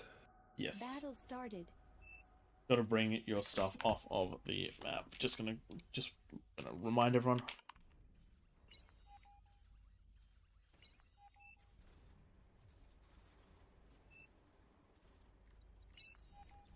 There we go. Just a reminder in chat not to go up or down the ramps before 10 minutes. Hopefully people will pay some attention to it. But yes, few examples around the map of some excellent T2 eco, and it is being sent out to a lot of these players because allowing these players at the front to stay on T1 and get T2 mexes means that their ability to have units and defenses by the 10-minute mark is going to be absolutely huge. One thing we do in the middle as Kings, you and I, when we're next to each other, we usually share a T2 lab. There's an argument around whether it's better to do your own or share. You definitely get it up earlier if you're sharing, but then one of the rules, the reclaim bonus. So you do get reclaim bonus on anything you reclaim. It is a rule that you don't abuse that if you're going to reclaim a T1 lab to build a T2 lab, that's totally fine. But you can't go build 1 million solars and then just reclaim them for the metal bonus. But yeah, if you do reclaim that T2 lab, you do get the bonus on that too, which definitely funds your first fusion. So what do you reckon? Is the kind of meta for Kings to share your T2? If you can share with the person directly next to you, it's beneficial. Getting the T2 out much faster is very helpful. But if you are not able to share with someone that can get you the T2 very early, it's not so good. If you do not have the T2 builder building your first Mexus by the 4-minute mark, it is not worth it. That's my cutoff. I could be wrong. If someone wants to prove me wrong, then you're good to go. Good fair phenomenon. 995. Yes, this is a live cast of the King of the Hills. We were asked to come back and do it again, so we have. And we'll probably be here again in the future. Very fun to be on the official bar Discord. Is. Our audience is much YouTube and bigger here. Twitch.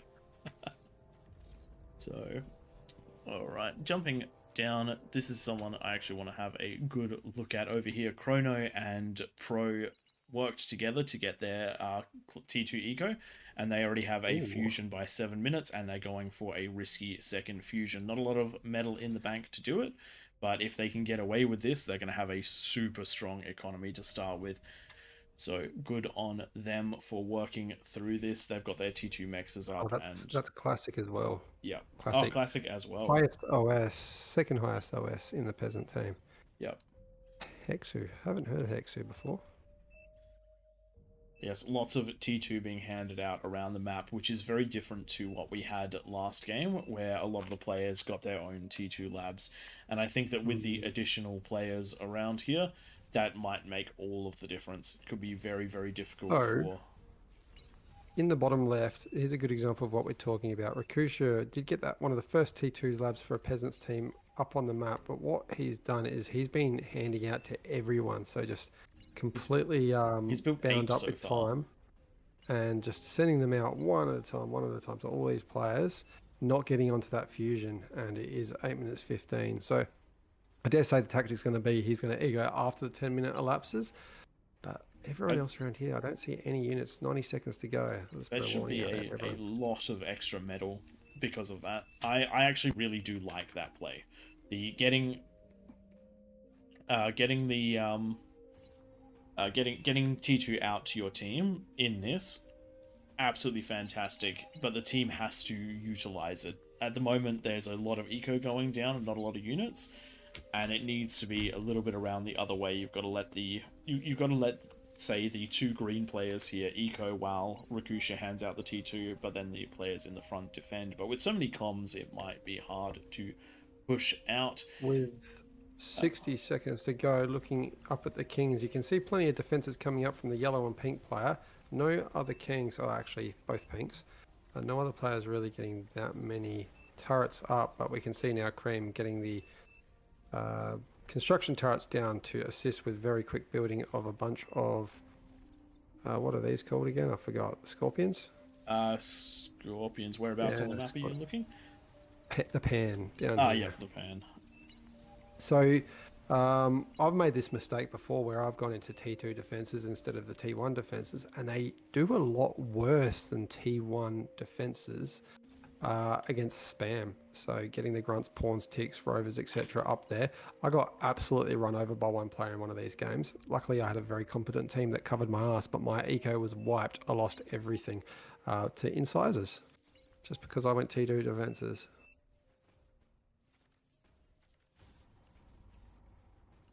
I am not loving all these chain react potential wind farms that I'm seeing around the map.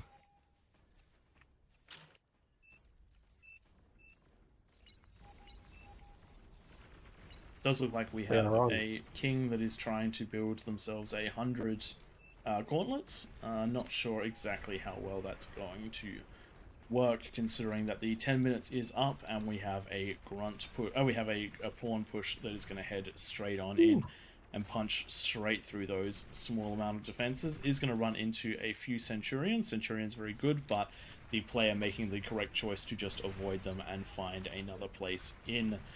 We do have a big offense heading into that bottom half of the map. This is where some of the newer, less experienced players are, and they have pushed right on into the middle. This is what happens when you do not have enough defenses, and it does look like the Kings are going to be breached from both sides. This is essentially going to be a GG unless this gets cleaned up with minimal damage, but it doesn't look like that's going to happen.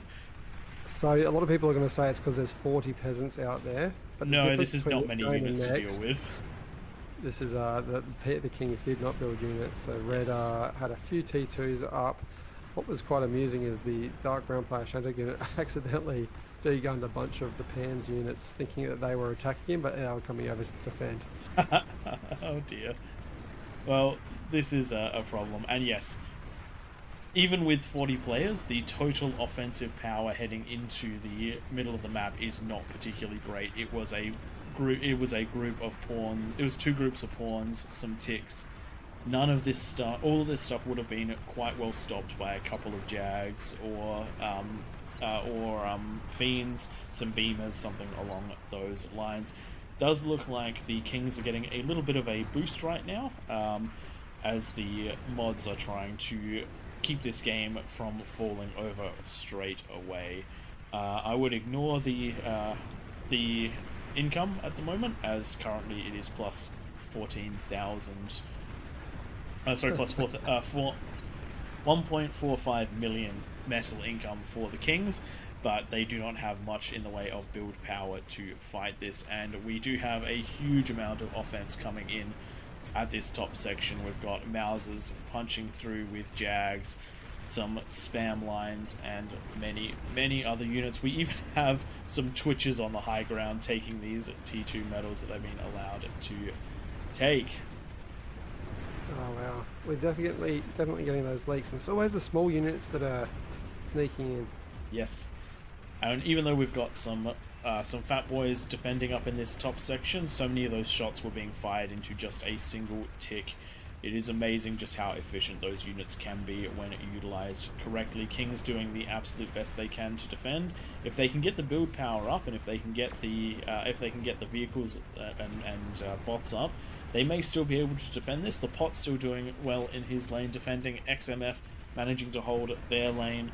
Mellow Land Meow is pushing out and defending as hard as they possibly can, and the other players just doing their best to hold the gaps. Got a com kill by Bugger. ticks once again. The units that aren't meant to be there, it's like that T-Rex in Jurassic Park in the museum. I don't think you're meant to be here. But yes, very hard to come back from this spot from the Kings, even though they do have just that infinite amount of resources. The players may or may not have noticed, and they may or may not have the ability to deal with it. I do like what the red player XMF is doing, and going straight into T3 and spamming out as many of these Shivas as possible. If you don't get on the offensive and start clearing out some of the peasants, this will just turn into a unwinnable situation. A lot of SARs. We've got 20 SARs out by the orange player, seeing that those resources are in their advantage at the moment. But what we don't have over here is build power from Minestrello. Yes, and we also don't have defenses at all quarters at the moment, so we do still have units that are trying to slip in, and they are potentially going to take out a T2 lab. But thankfully cleaned up by that fat boy. But continuously streaming in, it is going to be rough positioning. King's doing a great job in but this they're position. not great against ticks. No, they are not. But King's doing absolutely phenomenally in this position. They are right up against the ropes from the get-go, but they are managing to hold just the infinite resources helping. But if all the peasants come online right now and just attack, there will be nothing that the Kings can do. Really do want to see some of these players getting into the fight a little bit more. They're just some sides just ecoing up at the moment. These additional units will help a lot. Grunts breaking through to the middle near consistently now from the left side, and only so much can be done about it. Oof, conversion goes down as well. I wouldn't actually be building that at the moment. I'd be concentrating purely on units right now with that infinite eco. Just a heads up if you're just joining us in. The infinite eco is not normal. When the game goes very badly, sometimes the mods step in so that it doesn't become a complete 11-minute whitewash. What the Kings did lack here at the 10-minute mark was small units, the spam, and then also they just did not have many turrets to defend their base. And when you've got 48 players against you, there's a lot of APM up against you as well. So some of these units being microed very well. Picking on these eco units, you can see them just continuously moving and looking for those juicy targets. And here we go, we do have offense coming from the Kings. A massive Tsar push is coming out towards the blue player, but we do have a hidden comm. Question is, can this hidden comm do what it needs to do? It started to move. Does it have the energy? It does have the energy. It's getting right into the middle. Let's see those D-guns. Let's see those D-guns. Oof, just a comm explosion. So not quite enough to clear that out, but we do have the big offensive power. And on the other side, similar story, but there is so many grunts pushing down this. They're actually keeping the T2 at bay. Pounder's a great addition to this, will help clean up those pawns, but we do have more and more grunts pushing into the middle, trying to be held off by the salamanders.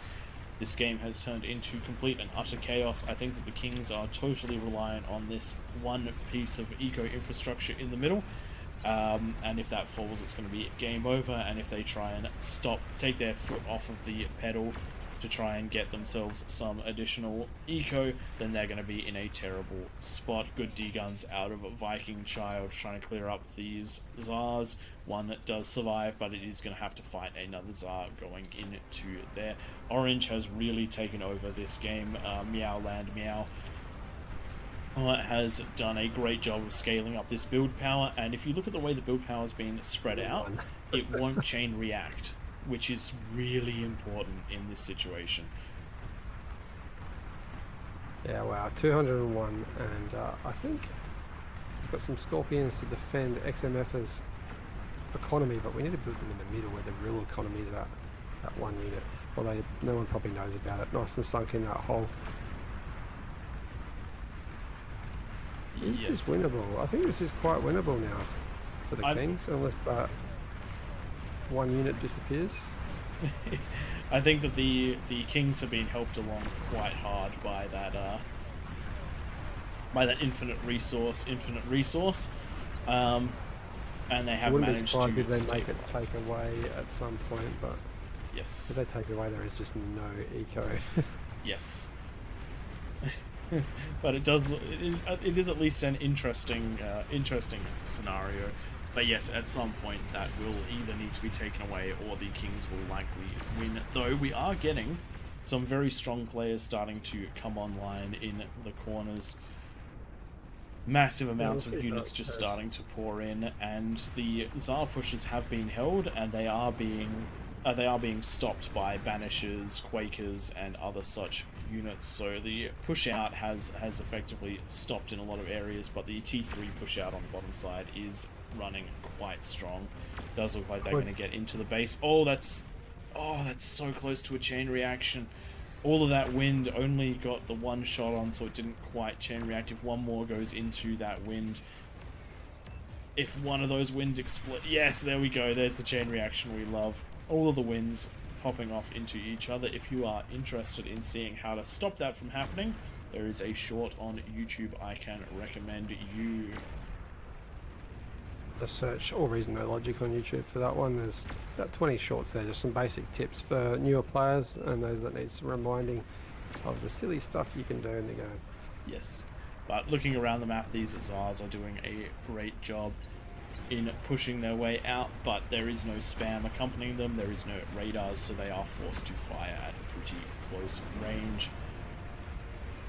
Does look like we've got good use of the Quaker sieging all of this area and preventing those ramps from falling. The Pan has done a great job in holding these Tremors are becoming the new MVP of King of the Hill. The amount of damage they do, and ever since the update, I think the damage went up by about 100. Tank Tom getting some great D-guns. Going to lose his comm for the D-guns, but still getting a great D-gun there and cutting off the supply. But with this much build power and this much T2, it does look like Red is going to be pushing out, as is Orange, and getting some of these peasant players down. Huge influx of units starting to make their way down from the bottom right hand side, but there is currently enough to stop this. Tons of salamanders decent at taking out all of these T1 units, and the Tremors changing directions and firing at the ramps to try and slow down some of these pushes. Having a look over here, the Shivas have managed to punch through. Their Thor is not going to come out in time, I don't think, and this is going to be the fall of this corner's eco. Very interesting what's happening on is that Shango 10? A bunch of gauntlets in the middle of the map. That is and quite... they've picked off Chronographer's commander, which goes pop. Yes.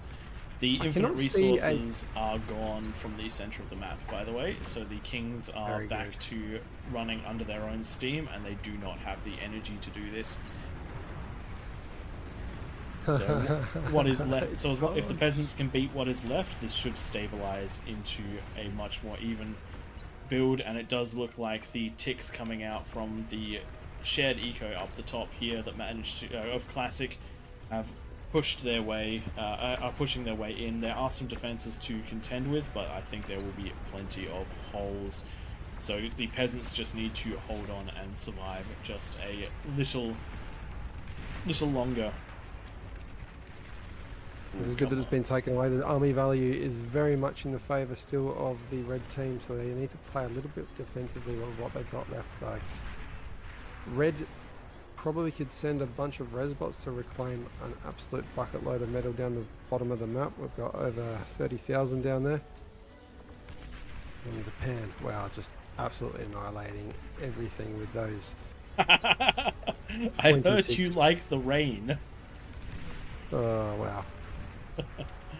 Oh dear. Still, it looks like the Tsar push on the right hand side isn't going to be able to punch through. It's only the red here that is getting slowed down and stopped, and the orange up in this top side. There are some snipers coming out to try and deal with these. I think there is enough to clear this out, but huge damage has been done. I think we'll see a little bit of a change in direction of where this is going. The economy is slowly coming back online. Red now going into a bunch of APHIS, and Orange doing the same thing. Probably be an idea to reclaim some of these T2 labs to fund it, or just get those resbots out actually. Yes. Oh man, the players There's an in APHIS down in the corner as well that can be rezzed. The players in the bottom of the bottom right of the or bottom middle of the map, they need to get some units on these Tremors. That is so much firepower that's raining down on them. But if they can just get in close to them, they should be able to take them out. But need to be able to get there to do it. Classic with 16 Starlights coming up, supported by Spam. So those three players, the co-op eco is potentially going to pay off here.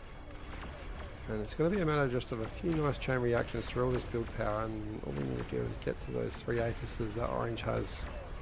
But as I mentioned before, all the build power is decently well separated, so it will not entirely chain react, which I really do like seeing that. And if you're newer to the game, or if you don't play like this, if you look at the structure of how this was done, the labs are spread out, the build power is spread out, and things shouldn't overly chain react. Really like seeing that. I think the Starlights are the answers to this. What is the response? But the Tremors are coming out to stop the Starlights. And Yeah. Tremors do They outrange outrange them. those Starlights, I'm pretty sure. The And Tsars Starlights, do... they aren't bunched up at least, because they Starlights, you got to remember, if you have Starlights in a pack, they will chain react to each other and do a lot of damage. Yes. A few of them being pulled back there. An entire line of avenue. gauntlets trying to defend the left side as well. But yes, the peasants have swung back into this to quite a hard degree. They managed to survive the massive push out, or some of them did, and now they are making their way back in. This is going to be orange and red against the world. Sorry, orange, red, and cream against the world. Though looking at Shangotten, they have, sorry if I'm butchering German, my apologies. They've managed to get themselves 2 APHIS, 2 fusion, a bunch of conversion, and they're starting to build up units as well. So definitely a lot of potential here too, but they're going to have to compete with the mega power, which is this blue corner, that is pushing their way in with snipers, starlights, and anything that they've got left, though it does look like a lot of those starlights were cleaned up. They are Right, FYI. I think that's a Dutch flag. Or Belgian flag. Is it? Apologies.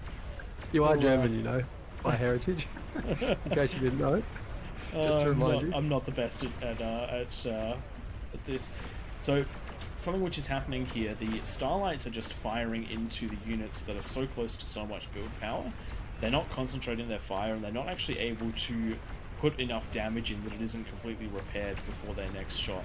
So there's not going to be much of a break here, but it does look like the Sheldon Ball and all of the additional T2 and T1 spam units are going to start breaking this gauntlet line, and if they get into that build power, it's going to be a problem. Red trying to cut them off at the pass by sending in tons of Tiger tanks, but there are plenty of starlights in the mix to be fighting in on that.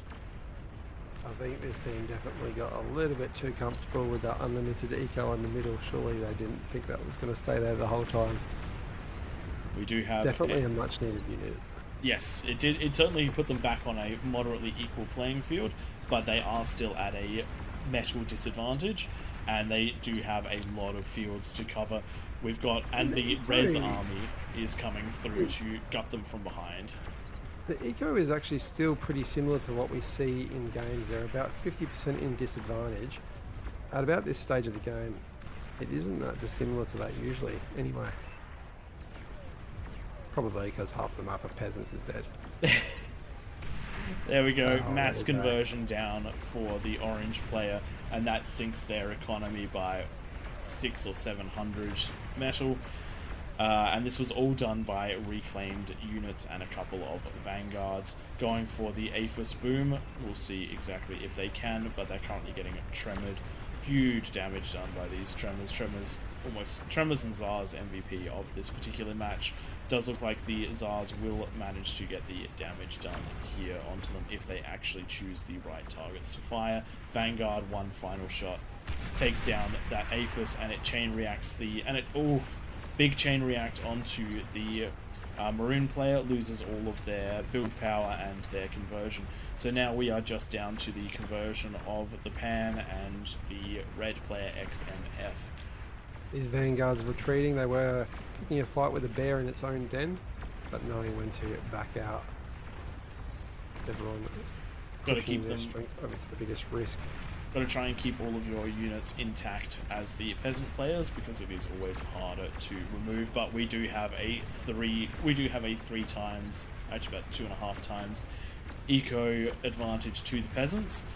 The problem is that the kings really can focus down in just one place at the moment. A huge amount of that is coming down onto this area where it's just incisors trying to bully their way through into the top left side of the map. 3 kings left with commanders only, and XMF has theirs down in the base of the map, so we could potentially see only 2, which are quite close to each other, but quite protected in the Pan's base. I really like this, getting as much metal as they can, even if that comm is lost, as long as it reclaims more than its fair share of metal. However, there is a pretty safe area to reclaim metal over here, and it does look like Chrono is in the king's base reclaiming metal with a commando, which is funny to me. Razorbacks all over these tremors at the moment, nothing to defend them. Oof. And picking them off one by one. Tremors are very expensive. I think they're $13.50. Actually, I can click on a building and check. Oh. The demons coming over to clean them up. Demons do take on a Razorback one-on-one quite well. I think one demon actually beats 2 Razorbacks. That would be quite interesting to see. I think it'd be close either way. But yes, that the huge amount of tremor defense has been cleaned up, and it does look like the kings are back on their last ropes, because the tremor offense from the peasants is now here, and those tremors are starting to pick away at these bulwarks. A good choice on the bulwarks, getting those up to defend. They have held this area for a very long time with that build power managing to keep them alive, but now that the concentrated firepower is here, going to start to struggle. But lots of Zars coming out. And we will Ticks see making exactly. it in, but are they going to get how to the it APHIS? goes. All those Only a ticks. few.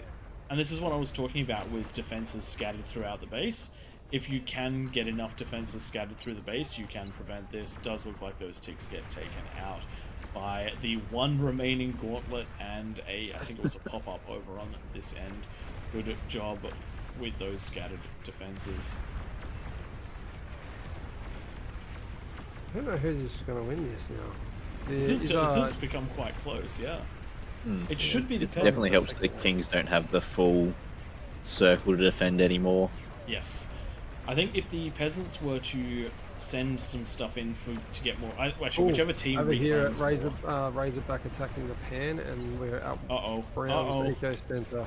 If that last APHIS gets some damage on it, they are targeting that one, and there it goes. Nice attack. Very nicely done. That is another hole opened up, and another big Left area. side streaming on in.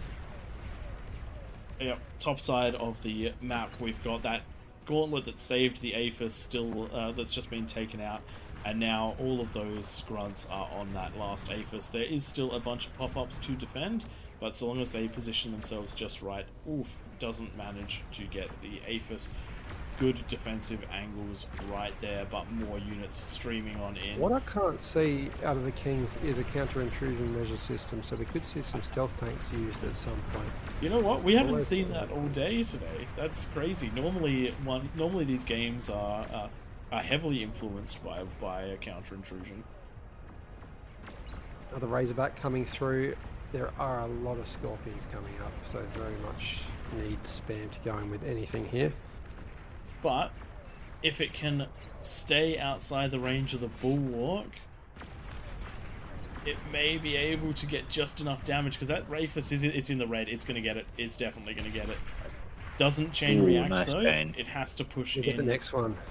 Get the next Can we one. get the next one? Doesn't look like it's going to. No, the bulwark's a little bit too strong here. But we do have a lot of units coming in, and we do know that the pop-up turrets are fantastic for defending against things like those Razorbacks. I don't see anything stopping That's a these lot of vanguards. fiends. Yes. High arc trajectory. If we hit the build power, these axes. Where are the vanguards? Sorry. There's a couple over on the right hand side. Oh, there's only one actually. Yeah. Yeah, I do see those vanguards. These are the two that escaped earlier. They're not helping at the moment. It is a resed one that is coming up to take on an advanced fusion. Is there enough healing to outdo the damage with the tremor? With the additional firepower, I don't think so. But the demons are coming in to clean this one up. So it does look like those will live to fight another day. And defenses, they definitely know where it is. Yes, defenses are being moved to try and deal with this. Some Zars are being Demons sent coming through to the pan close the gap. stage. I'm about to see another APHIS pop. Oof. There goes the Pan's base. That was probably one of the most valuable players we've seen tonight, with those demons being very defensive. Yes. Early with the Salamanders. Salamanders did a lot of work early. They do more damage. Oh, there we go. We've got That the is a resign protocol. out of the red team. Absolutely great. They did a great job with what they had. Unfortunately, not enough defenses at that 10-minute mark. A big thanks to the mods for chucking that infinite resource generator into the middle just to keep it interesting.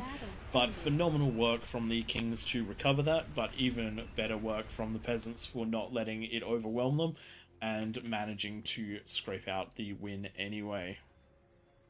We can look You can see on those damage dealt graphs, and just those three key players, they're doing all the work for the Kings. Very nicely done to XMF, the Pan, and I forgot who the other player was. Meow Cat Meow. Yes. Unfortunately, we won't be able to use much of the metal produced graph because the infinite resources kind of skews that one just a little bit. If we have a quick look at the damage dealt, though, you can definitely see the players that utilized those resources and got in, but you can also see the power of the peasants co-oping around the outside and getting so much damage into the middle. Metal produced does not show anything, same with energy, because of all of the amount that was poured in. All right, let's jump on out of this one and let's move on to the next round and see what has happened. I think we've had a lobby crash. We do have a lobby crash. So We'll just Yep, wait there and it goes. see if one of these guys is going to get us EU7. That's our favourite server. And while that's going on, I'm just going to have a quick look through the chat, see if there's anything I can do there. Yes, red and orange definitely doing their fair work carrying, but I also think the Pan did fantastic because his zone was impenetrable that whole time. How do you queue multiple buildings? Shift click. When you select your builder, just hold shift and you can place down multiple buildings. If you want to place them in a grid, it's control shift? Hold shift. I don't know, I do it, but I just do it. It's the muscle memory button. Yes, it's the muscle memory buttons, but yes, it's either control shift or alt shift. Someone please do tell me, because I sound really dumb considering how long I've played this game and not know that. Yes, click and drag for selecting units. Blueprints are a thing that you can use to map your base out much more easily. We have a short on blueprints if you're interested. AllReasonNoLogic is the YouTube With that channel. as well, we've also got on our Discord a few of the blueprints we've used in the past that you can just copy the file and use them yourself. I didn't know that, but you learn new things every day. Yes, probably not a bad idea for a minimum rank for the kings, but unfortunately a lot more people want to play peasants than kings, so it's very hard to fill out those king spots. If you're interested though, we would love to have you in to play king. My biggest recommendation is, for this particular build, is to get one fusion and some defenses and try and get yourself T2 offensive units backed up by spam. Get on in there at the 10-minute mark and do what you can. Why EU7? EU7 is the most stable of all of the servers. Don't ask us, ask the devs. That is why. Thanks for We all are of the... testing out EU8 on this one now. Apparently it's been upgraded recently, so let's see if that's right. So this basically means we're running their stress tests. If We you By the are. sounds of that. If you don't love versus people, one of the reasons we like one of the reasons we do like this game mode is because it doesn't feel like it. But if you don't at all, on Wednesday nights on the AllReasonNoLogic Twitch and YouTube, we do a versus co-op night. So if that's your jam, would love to see you there. Having a quick look in the YouTube chat, you guys have been quite active. Appreciate you watching over on YouTube. Got a combined total of 150 viewers tonight, so we really appreciate that one. Yes, do need faster lobbies. That's always a thing, but when you're on the right lobbies over here, it all works. But we're also forcing people mostly either onto EU7 or onto the Australian servers, because that's where we are. Yes, if you're interested, there is a link to the Discord that pops up on the main screen. It is also in the bar Discord's announcement for tonight's event. There's a link to the Discord which has the teams, the Kings and the Peasants channels ready for you to join. Definitely helps you coordinate if you're in one of those channels. So if you're part of the Beyond All Reason official Discord and you find that post, that is how you can get to our Discord where all of this is run. Yes, we do need more people playing this game because it is a very good game, and we are glad that we have so many people watching our unique take on it. Definitely not the standard way of doing this, but we're glad that people are enjoying it. We're just going to wait a little while for this to refill up. Yes. Do apologise for the lobby crash. Apparently we're blaming Nightmare for it, I read. Not really. He does a lot for us, so that's a joke. Big thanks to Nightmare for all this coordination as well. Yes. And to answer your question of why this game isn't more popular than it already is, I genuinely don't know. We've had more fun playing this RTS than just about any since StarCraft. And this is like completely different style of game, just by the way, if anyone's going to question me on that one. Very much about the macro, the micro. Obviously, the macro is really important too, but the things that you can do with these units in this game just make it quite fun, and you can get very tactical in Beyond All Reason versus a lot of previous RTSs with the placement of units and where you can put them. And I think part of the reason that it's not quite as popular as well is there was some active marketing for the game from what I've read through the forums and whatnot, but they're trying to expand this game the right way, do it making sure that they can support the meta players that are playing it, working on their hardware in the background so that the game doesn't crash too much and that everyone enjoys the experience, rather than just doing what a lot of companies do and just put a game out too early and it doesn't work very well. One of the things that So, we're really slow hoping, grow. one of the things we're really hoping for is that if there is a Steam release in the future, it becomes wildly popular, and then if we can get tens of thousands of people wanting to play King of the Hill, we can strong arm the devs into giving us our own game mode. But no, we actually just want the game to succeed because we want to be able to keep playing it for quite a long time. It's why we started this YouTube channel, or not this one, you're watching it on the Beyond All Reason one, but we started ours just because we were having fun playing it, and we thought, hey, what if we could build a community around it and have a nice group of people to play with? And then that evolved into what it is now.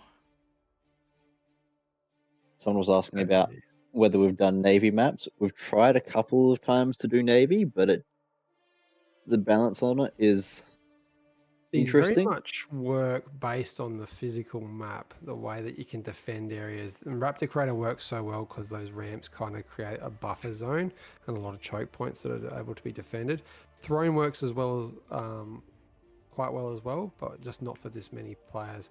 And we do have a really fun take on Claymore where we've got 5 lanes of 2 versus 1, and you have to defeat your lane before you can move on to the next.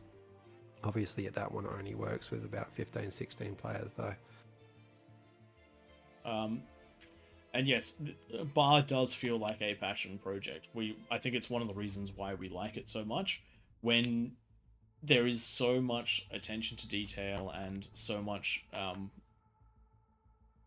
when you play the game, it feels like it was made by people who wanted to have a good game, not just a product. And that... I'm not the fanciest person when it comes to explaining this, but you can just tell that this is a game that is good. If that makes any sense to anyone listening, I really shouldn't be a caster. I ramble on like no one's business. One of the awesome things is having the devs actually come in and join us for some of these as well, and that was largely because we were having fun playing their game, and they went, "These guys are doing cool things. It looks like fun. Can we join them?" So they come in and is basically how this is developed. But yes, Bearman, I do think that as they want to, as the Beyond All Reason team want to grow this, streamers and YouTubers are part of the key to it, because if there's a lot of positive traction out there, it will grow, hopefully exponentially, or at least as quickly as they are capable of servicing it. And a key part of that is the community that actually jumps in to play with us as well. Exactly. Like, can you imagine if everyone was breaking the rules? This only works because everyone wants it to work. No doubt. We would love to set up some constraints, which honestly we just don't have time for at the moment, to make this run without having to moderate the whole game. But what's happening at the moment is working quite well. We've only got about 10 more players to join. If you're listening and you're not playing, get in there, and we can get the next one going. One thing I have seen in the comments a few times tonight is Legion is enabled. We usually tend to leave Legion off just because they do have that napalm, which works a little bit too well on all the ramps, but we might try it out in a game later. We are planning on probably doing a bit of a test run with some of our AllReasonNoLogic community. Yes. And just see how it plays before we kind of throw it to the masses. Exactly. Just going to step away for a moment to grab a drink and rest my voice. I've been chatting almost non-stop for 2 hours. Props to Pradith for doing that. I'm definitely not good at just talking ad hoc. Not my forte, but I definitely enjoy playing the game. Tom, you're in the middle this time. Again? You're going to I just try anything happened different? to be here. Undecided. I was going to say I can probably jump out and join Prey for this next one if you wanted to jump in there yourself. It's all right. I'll stick with specking for probably the rest of it until the end of tonight. Again, how many have we got here? A lot more players in their 20s now in the peasants teams, so a little bit lower OS on both sides than the previous game. And we'll get one more king, and then we've probably got enough to get going. 32 is the ideal amount. 32 versus 8. Yes, it is. So we do need at least one more. Well, we need exactly one more king. Okay. What Thanks the for F joining is us, this? Bearman. We'll hopefully catch you again in the future. So it's Can been we asked in full the team screen chat. the lobby? Sure thing.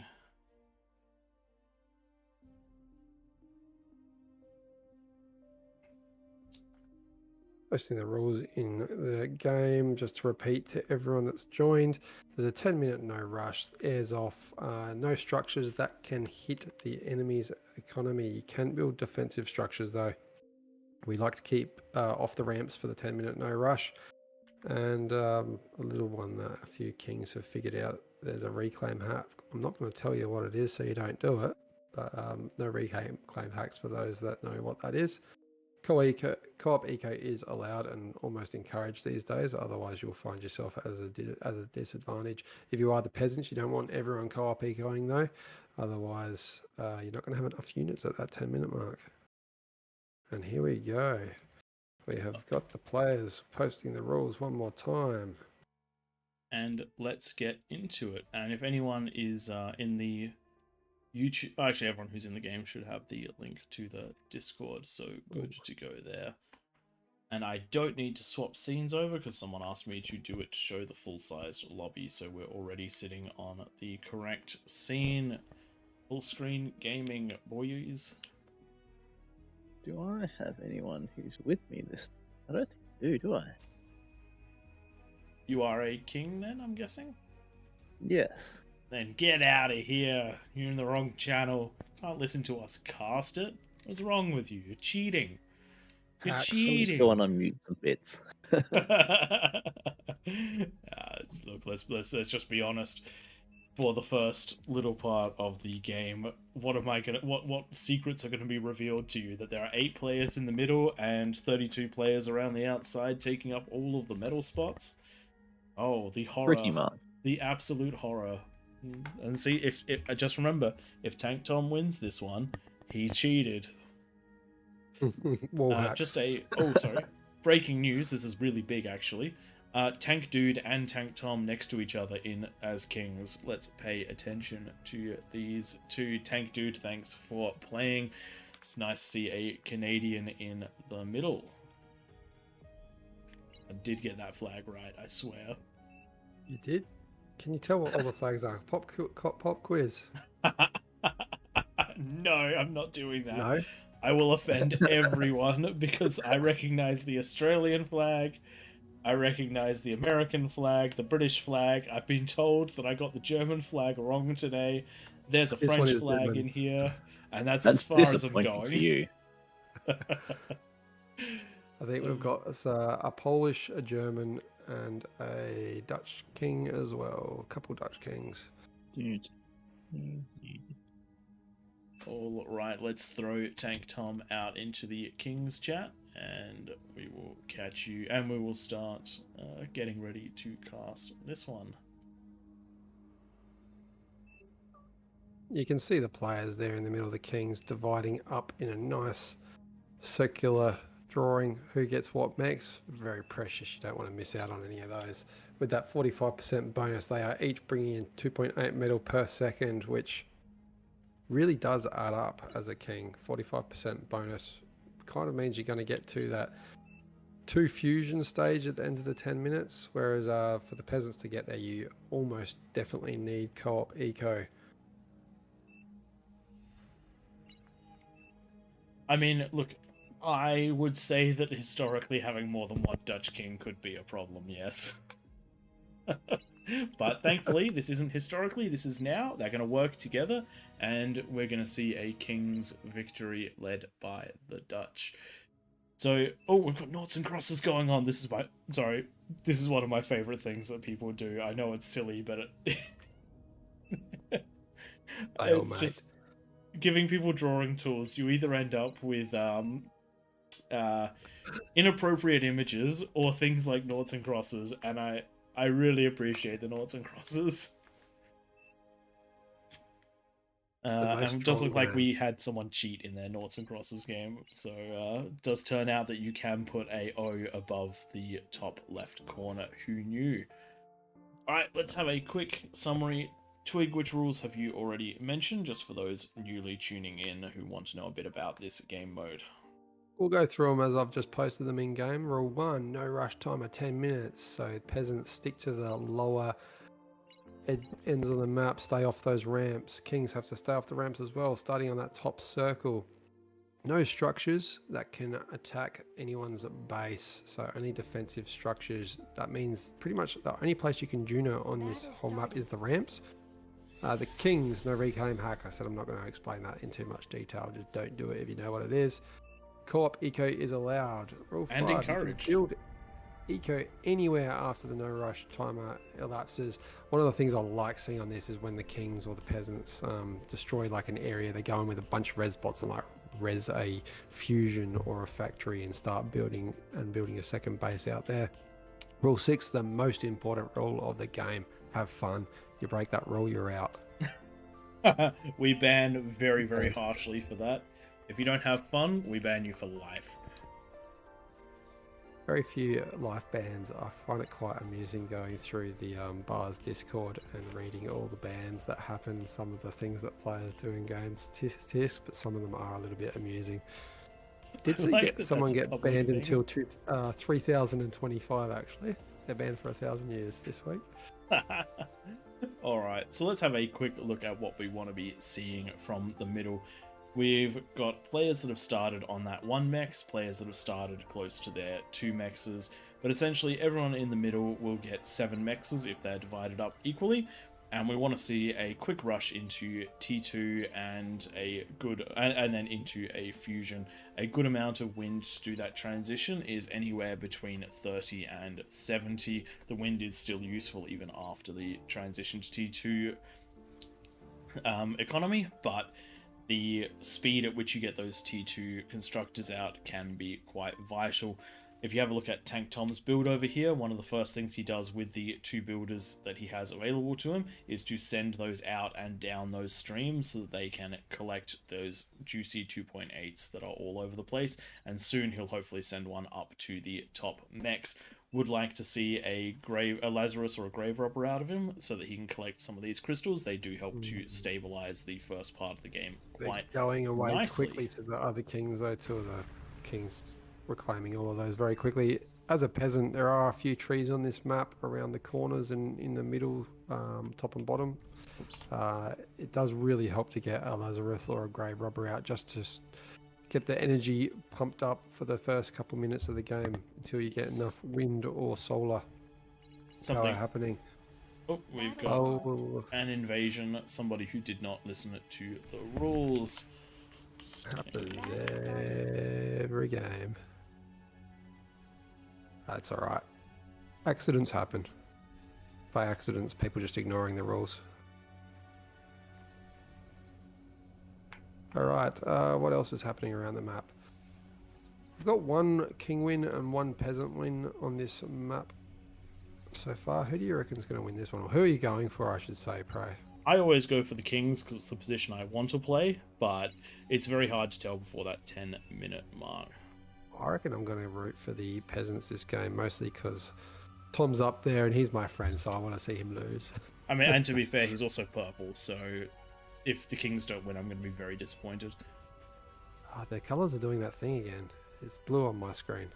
Funky, whenever you press a different player, it changes colour.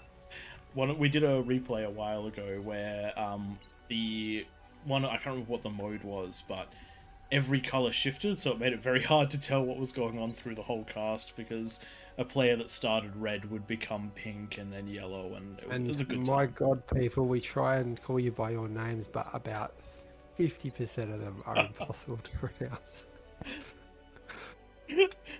Probably the hardest thing to do as a caster.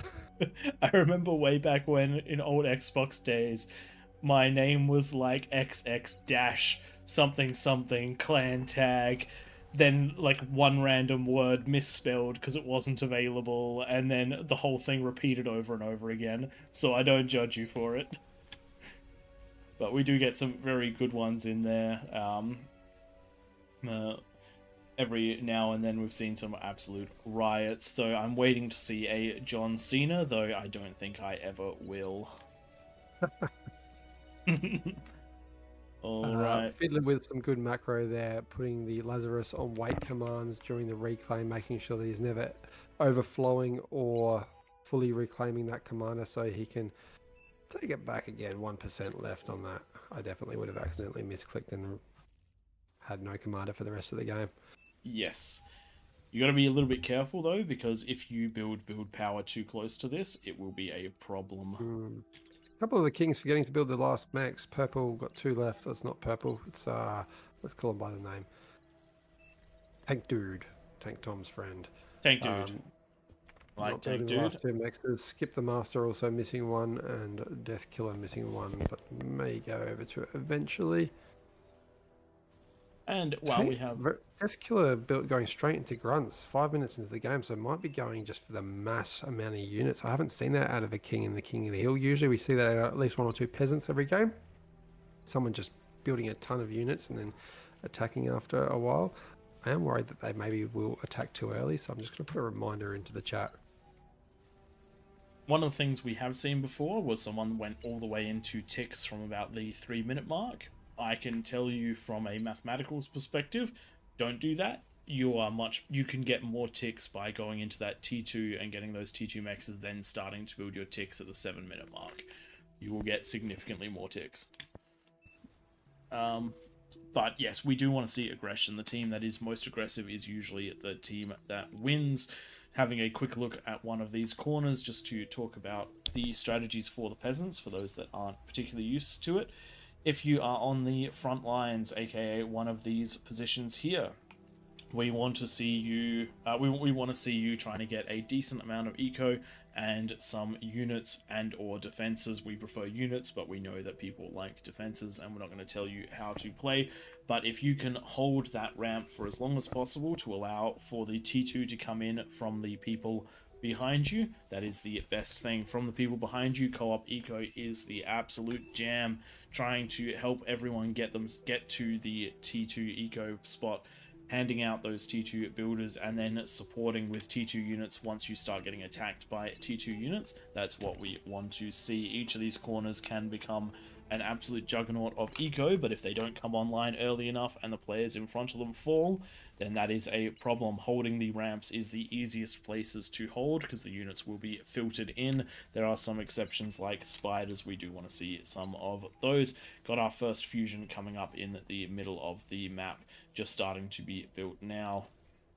A few of them. Without these last 2 mexes, Tank Dude, he's like driving through the desert in a sports car, just not being aware of the geography around him. Finally going over there now, as I say that. Yes, got to get those to T2 as soon as possible. And one of the reasons we usually recommend 5 builders from the kings in the middle is so they can get out there and do that. Tank Tom leaves his builders out there to start getting some defenses. I do it differently because I try to save as much metal as possible until the 9-minute mark, but that can also lead me to being overrun.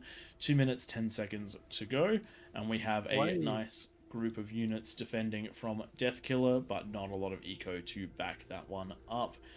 And then we've got the way that I do this is I'll build 4 T2 constructors. I'll send my first 2 out to go and retrace those 4 mexes that lead towards the outside of the ring, and once they get to the end one, I'll get the T1 constructor to assist them along the way. Then I'll finally build the defenses at about the 9-minute mark, getting a couple beamer turrets up and maybe some LLTs. It is really important to get LLTs or twin guards of your Cortex, just so that you can stop spam. But you don't want to go quite as early as Tom has with these beamers, because what are they? That's 950 metal that he spent so far on those. That's a quarter of the way to a fusion. And one of the I differ slightly. I go with just the 2. I go with just the two T2 builders. I'm much more conservative with that. One of them builds builds the two inside the base and the one behind while dropping a fusion down before leaving, and the other one builds the four in front, and I attach my commander to him so that he has the build power to do it. We do have someone building on the ramp, but they have backed off, so very good on the community there for pinging that one.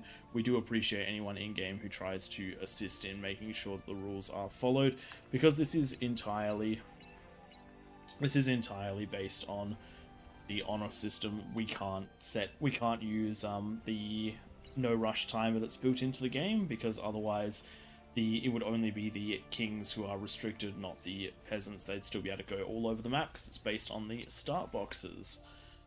Need some inverted circles, some donut-shaped start boxes to implement in the game, which would be near impossible to form.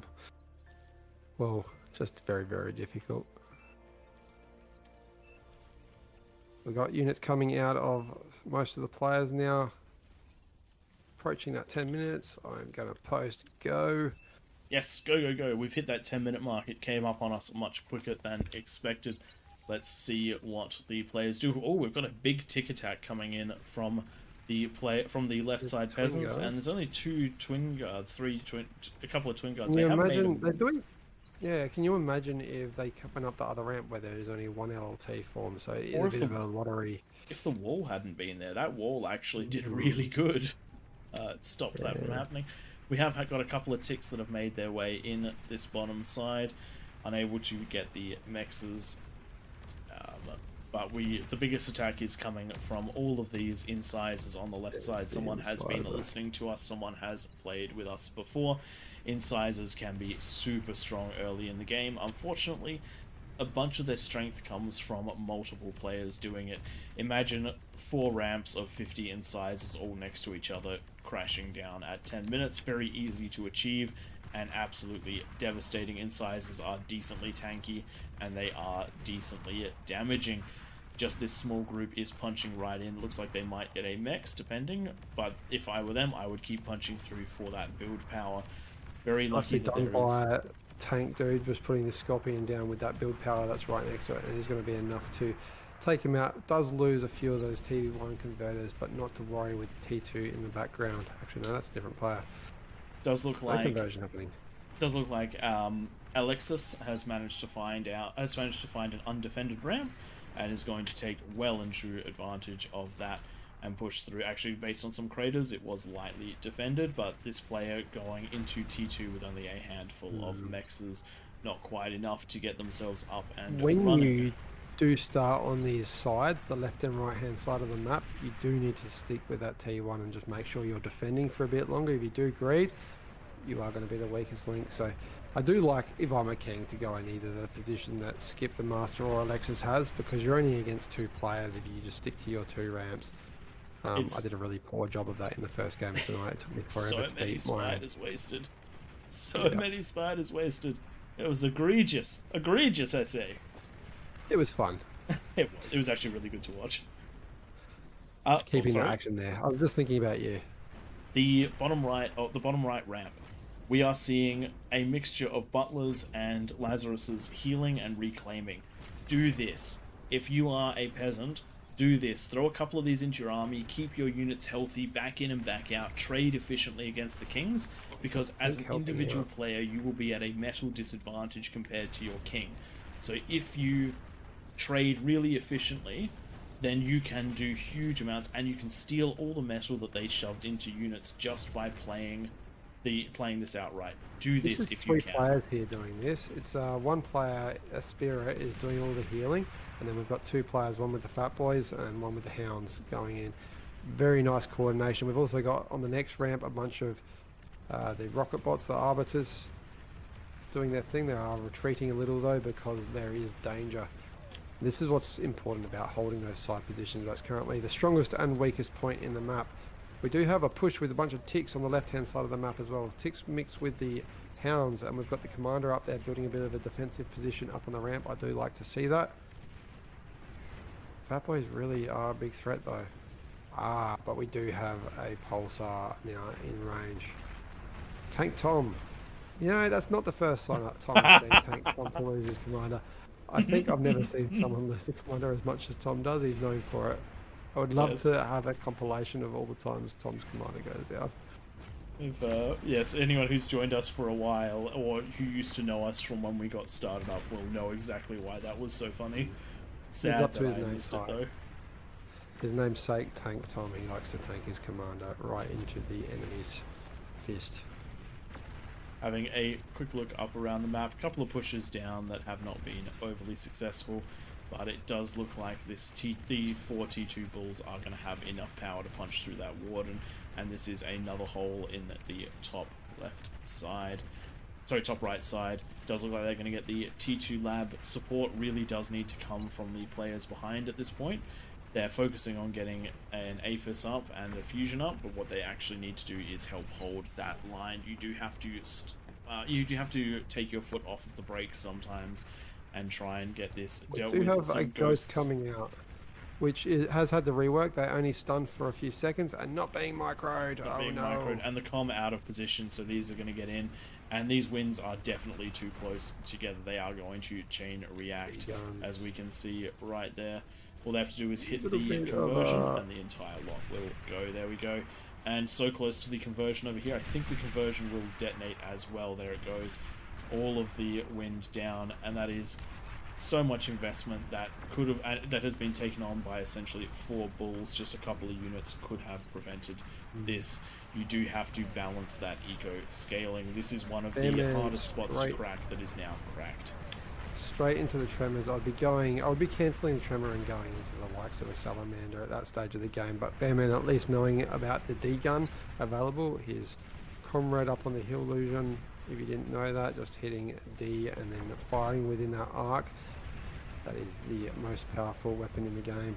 Bearman, is that you from YouTube who's been commenting on the live stream? If it is, really appreciate you jumping in and playing the game with us. Just both have the same username, which is why I'm making that guest. Do super appreciate anyone who does watch, who comes in to play. This is nasty. This is just hurting. Look how he just died and the Lazarus are already on the 2-2 lab from the king, reclaiming that medal so he can't rebuild it. 100%. The red spots are a win condition in this game mode. Even if you lose a lot of your units, but you manage to take on manage to reclaim the battlefield or most of the battlefield, it is absolutely huge. Some units coming up from the bottom of going down the bottom of the ramp, but plenty of hounds there to try and clean it up, and plenty of ticks. They were circling around to try and grab those T2 mexes, but it doesn't look like they're going to. Good defenses just to the right of that with so many fat boys, but definitely need the ticks to keep the ticks in check. The left side, the bottom left of the map, still on the high ground, still pushing in, snipers doing huge amounts of damage, hounds, welders, and spam keeping this entire force occupied. This king is unable to attack because they're spending all of their time defending. If only the 3 players behind were able to get more units up onto that ramp and help, because it might be getting pushed off by the tigers. King in the top right of the map is currently mostly on the defensive, going with those tremors to try and close down the ramps, but their king has just been, their comm has just been taken out by good focus fire from the hounds. The players behind doing a decent job at ramping, but considering what the defenses are right now, a little bit of help for that frontline position definitely wouldn't go amiss, especially considering that they're about to have to deal with a wraparound from the top right hand corner, because it does look like that's the direction that pink and the teal player are going to go in. It is looking quite commanding from the Kings at this point in time, but just remember, all it takes is one lane to fall and the economy is completely exposed. Kings about 20% ahead in their economy, or actually it's probably more like, depends on reclaim, doesn't it? It really somewhere does between depend on 20 reclaim. and 50%. At this stage of the game, that is very good for the Kings. Usually you see the peasants ahead for at least the first 25 minutes of the game, just purely based on scaling, with about a third of the peasants taken out that top right corner. Kings definitely in an advantage, but there could be a change if they don't continue their march around the map. Does look like there What a aren't going to ping be up enough north. defenses to stop this from wrapping around anytime soon. Another player about to be taken out by a combination of Jags and Razorbacks. Only a single fat boy there and a couple of ticks. You need about 150 ticks to kill a Razorback, but you will kill it more cost effectively than the cost of the Razorback. Unfortunate for this player, they did everything right, but they got wrapped around on. The Tremors up on this hill are going to take out Juma's base as well, I dare say. And this is where, as the players in the background, we've got 2 players ecoing at once. I would have liked to see 1 player go into just fusions and 1 player go for the aphises. Once that first player gets the fusions up, you want to get those T2 units really in numbers that can defend most things. You want to have spam, and you want to have something like Starlights or Snipers or a Sheldon wall just ready to defend against the big stuff. Great D-guns from Hexu. He has just destroyed a entire invasion of Tigers with the comm. The comm does go down for it, but what a phenomenal play out of Hexu. I want this guy on my team in the future. Managed to take the high ground and hold it for so long with only a 57 tiny bit of OS, I'm support. pretty sure everyone wants him on your team. On their team. It's not just the OS, it's how they played. Got onto the high ground and held it basically without support for 10 minutes. That's phenomenally good against someone who has 45% bonus, and behind that 4 fusions. Like, seriously, that's some plays right there. That's absolutely some plays right there. It's really like a big game of rock, paper, scissors, just knowing which unit defeats what. As soon as he's seen those Sheldon balls and the ticks coming, he's gone into welders instantly, and they just eat up the chain reactions that are happening between all the units and take out all those Sheldons. Now If the you can blue get player to trying the to counter Sheldons. those with the SARS and a few of the longer ranged. Actually, no, it's just SARS. And getting the tick surrounds, getting the welders in. But even with all of the Speaking about power welders, that's been pushed down onto his lane, still holding strong, getting some support now from the red did player. not realise the eco down here out of rage. Wow. Bottom of the map, bottom middle of the map. We've got Oh wow, 7 what? aphids up. What? That's That crazy. is insane. And Off yeah, of 2 welders really mags. doing work. Are we going to get the commander degunning straight through them? Yes, Thank we are. goodness. Thank goodness. That was nearly really bad. But Rage is now online, and so are the players on the right are coming online too. So this could be a big pushback from the peasants. Even though the top side has been massive struggle zone, the bottom side hasn't really managed to get a lot done, and now all the eco players are coming online. This could be a lot. I think Dude doesn't really have the right composition for defeating. Oh, we do have a couple Scorpions. The Quakers might get run over by this amount of grunts, but the welders are coming across, and that's the perfect answer. So nice reaction. There's out not a lot Tank of Tom. welders though, and this is a huge eco. And if the welders aren't there, then if the welders are got there, they Sheevas won't be coming. somewhere else. Yeah, Sheeters with these. We have expanding economies from all kings. It looks like they're somewhat expanding. A few kings going with the aphises and a couple just Does going look that like slower the top expansion left with, has just fallen fusions. completely. Yeah. So there's a small window that this bottom right corner has to come online. I don't think we're going to defeat this many units though. It's a long walk to come across. I would really like to see. There we go. We've got Shivas behind. If those are on a fight command, they should be able to start laying down the pain and building up for a big push behind all of that spam. But unfortunately, they're just on a move command, so they are going to get taken out. Fortunately. Good job out of Tank Dude and Tank Dom managing to hold this area against what is about to be some pretty rough fighting. But we do have more and more wraparound. We need to see a massive effort out of Hexu and player to the and Loki. because they're going to have to defend an entire wraparound from 3 kings, which is not going to be an easy fight. Unfortunately for the peasants, the name of the game has been a bit too much greed from a lot of players in the corners, and not knowing that you need to really build units. Really come online, yeah. And it doesn't have to be everyone, but if you've got more than one player going into mass greed, a few snipers, are we going to see these? If pop? more than No, one but quarter of the map falls from the peasants' side, it is a very hard fought win for the peasants, which means that if you are the side that is getting pressured most, you are better off sacrificing your eco to stay alive longer, because if you're holding that front line with the T2 that would have otherwise gone into eco, then you are tying up the kings who could be attacking and overwhelming somewhere else.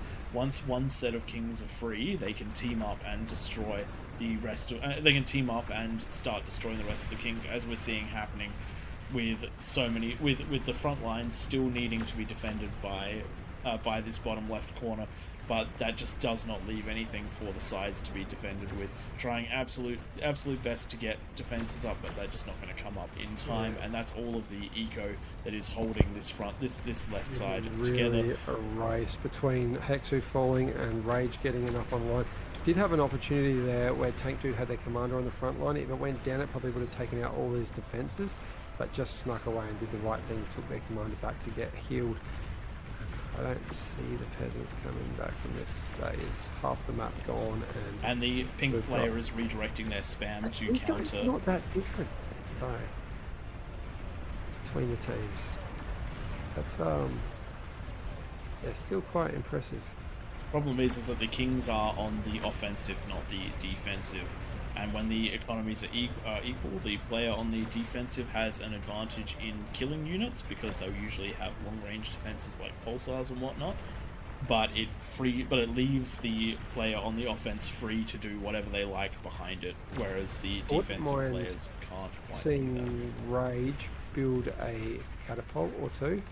The Shivas are doing great, but just sitting a catapult or two back on the ramp will slowly take out these longer-range units that are doing the real damage to the Shivas. Running the Shivas in one at a time, they are definitely doing work, but it's not helping. Shivas, I find, if you can get like 20 Shivas in a ball, they punch through a lot. They don't. I think 20 Shivas in a ball would punch through this. If they had spam support, but unfortunately, it is. They've been pushed back off the ramp. They're now on the low ground, and that is going to be quite hard to fight. Going for a jug. We are seeing huge tower defense out of Cry Knight, taking out. I don't mind it actually. It's stopping these razors breaking through any further on the right hand side. Just going to make sure the build power is there behind them to keep them alive. Big razor push down into the base of. Why do I keep clicking the bases with massively long names? Attack Turk Reborn. Attack Turk Reborn. Razorback. That's a great name. Taking out. That's a great name. But yes, now that they're in and the defenses are punched, this looks like it's going to be a. It looks like the kings are going to now start pushing all the way up. Titans coming online. All the eco is coming online for these corner players, but when you're the only ones left in the game, you've turned it into a reverse King of the Hill, where you are now the outnumbered players, but you don't have the eco advantage anymore. Actually, sorry, this is really... Yellow is Alright Tub's actually getting in a little bit further here, because there is 1 weak spot in between the kings. If we sent everything, there's not enough units. I'd love to see a Razorback or two just run. A reaction's been seen though, and a bunch of tanks going over there to plug that hole. That is unfortunate. I would have liked to see some more damage done to the kings. I was really worried about the kings early on, because a lot of stuff got really close to getting in, but they have pushed their way out quite nicely. I guarantee you, every game, if every peasant just went T1 and at 5 minutes after ecoing just built units for the last 5 minutes, they would win 9 times out of 10 against the kings. We have seen it is possible to get 70 incisors by 10 minutes. Off of 3 max start. Yeah. So, go your hardest And if there's 150 odd coming down each ramp, and only 50 on the side ramps, there's going to be nothing the Kings can do against 2,000 odd You incisors. saw how few turrets were up for the Kings at the start of this game. Well, you And, saw what 20 incisors did. They got into the middle of the base. That was only 20 or 30. We do have quite a few Razorbacks over here, with the Demons doing nothing at the moment. They pushed up as quick as possible. I think they're doing the right thing, going up the lane that looks like it's the weakest. Or are we defending here? I can't tell. I've just had someone in chat who thinks Tom might have been cheating at the during the early stage of the game. I'm almost going to guarantee that that isn't the case. Tank Tom is one of the 3 casters, one of the 3 regular casters and members of AllReasonNoLogic. If he did cheat, that'd be a very, very dumb idea. Because we want this game mode to succeed more than anything else. So I don't see that happening, but appreciate you checking it out and having a look. We do take that sort of stuff reasonably seriously, because there is Uzi's commander. there About to go down to this mass amount of grunts, and kind of like a Raptors creative defense at the moment. Like a Raptors game, sorry, just turrets with a bunch of walls and a commander in the middle. This commander doesn't have those special lasers coming. He got so many kills though, so many kills. Held that line very nicely. All right, we got you're all good. Jugs. You're all good, mate. I don't we do appreciate people trying to find the cheating, and it is very hard to get context from chat. So appreciate you interacting and joking around. We will make sure to give him shit afterwards, because he can't hear us right now. So we're going to make it out as though he was cheating. Hope you enjoy that one. I reckon a couple these of 3 jugs. jugs, if they're supported just by a bunch of grunts, like huge amounts of spams, these could potentially get in. It is kind of last minute. The Doomsday Clock is almost up for the Peasants. But they have held this bottom of the map quite a lot longer than I expected. Big economy though. It's now an advantage of the Peasants. Am I reading that right? No, you're definitely not. It's 4,000 to the Kings and 2,000 to the Peasants. I read it the wrong way around. Funky colours happening. And there's the Demons popping in the right-hand side, sorry, the left-hand side of the map, taking out Jeron's base. And similarly, we've got a bunch of T2 and T1. Or is it all, oh wow, it's all T1. That's the thing, like, as a King, when you can produce that much T1, it's sort of gonna punch through eventually anyway. Just the sheer amount of metal firepower and all of that good stuff. Jugs doing work against these units, but more beats less.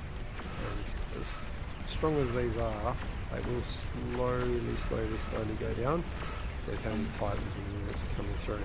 Once they start blowing up, we all know what happens to grouped up Jugs. The Titan's making the correct call here, by the way. They're not going to try and fight the Jugs, trying to get up that hill. Thankfully, a great place to come there. Absolutely nukes 3 of them. Good job from Koi. We've still got Tower Defense on the right-hand side, or the top right-hand side, taking out all the Razorbacks. How many Razorback wreckages are there? You'd think Alexis is feeding him one by one, and not one of them's got through by the looks. That is crazy. But yeah, sometimes streams of units can be very strong, but sometimes you really do have to let them group up. Or just pick a different ramp. Did nearly have the Aphis core blow up, but not quite. Well defended by the comm from just some guy, making sure to keep that area alive just a little bit longer. Does look like we have a new attack angle coming from... I think your favourite unit getting into Green Knight's base. Just a good D-gun out of him, but I don't think a D-gun's going to clear up this amount of pawns. Do love the Titan. Favorite unit until they made the Soul Invictus. If you haven't played with one of those and you like certain sci-fi universes, it is absolutely phenomenal. Love it to death. But the Titan is a very close second. I still think that Titan's better than Jugs. Fight me. I'm just loving that the left-hand side is falling to T1. T1's beating T3. I mean, that's the thing. It's just enough of it. We've proved this before in testing. If you have 150 ticks versus a Razorback, the ticks win, and they also cost less. Oh, how many ticks is it that you need for the same amount of metals? I think it's like 160. I might be wrong. It might be 150 exactly. But anyway. Yeah. Either way, we've done the test, and it beats it. The same cost in ticks is better than a Razorback. But for some reason, if you have two Razorbacks and then the same cost in ticks, then the Razorbacks win. So wrong. Something to do with the ground bonuses. Completely No, wrong. If I thought you tested that too. Nope. If you have two Razorbacks and the same metal value in ticks, the ticks win harder. And it keeps going like that until you have so many Razorbacks, the ticks can't get close. Demon takes out half of that conversion and build power down in the middle of the base for Rage. Now there's nothing to defend that. And Yes. Are we going to get another T1 unit taking that out slowly? We've got a Brute getting through, and now a bunch of Rovers. Oh, come on, from the high ground. The com doing so much damage. Are the Rovers going to get it? The Rovers are going to get it. And there we go. Mad explosion. Love all of the grouped up APHIS. And now we're just down to one corner as the other side did eventually fall. A couple of frogs in a hole right now left in this game. They've got very strong ecos. We've got a counter-attack coming up the ramp. All of the Juggernauts are heading into the middle of the map. I think the Kings actually need to deal with this. This is a lot coming in. Tank dude trying to get his com close. What we need is a donation of energy. They will still shoot and still do everything. They're just not going to get as many lasers off with this lack of energy. One APHIS left, I think. No, there's no eco for that player. Come on, keep going. I want to see the Kings lose at this point. Sorry, Tom, but imagine the comeback. You just see that area damage when these jugs fall.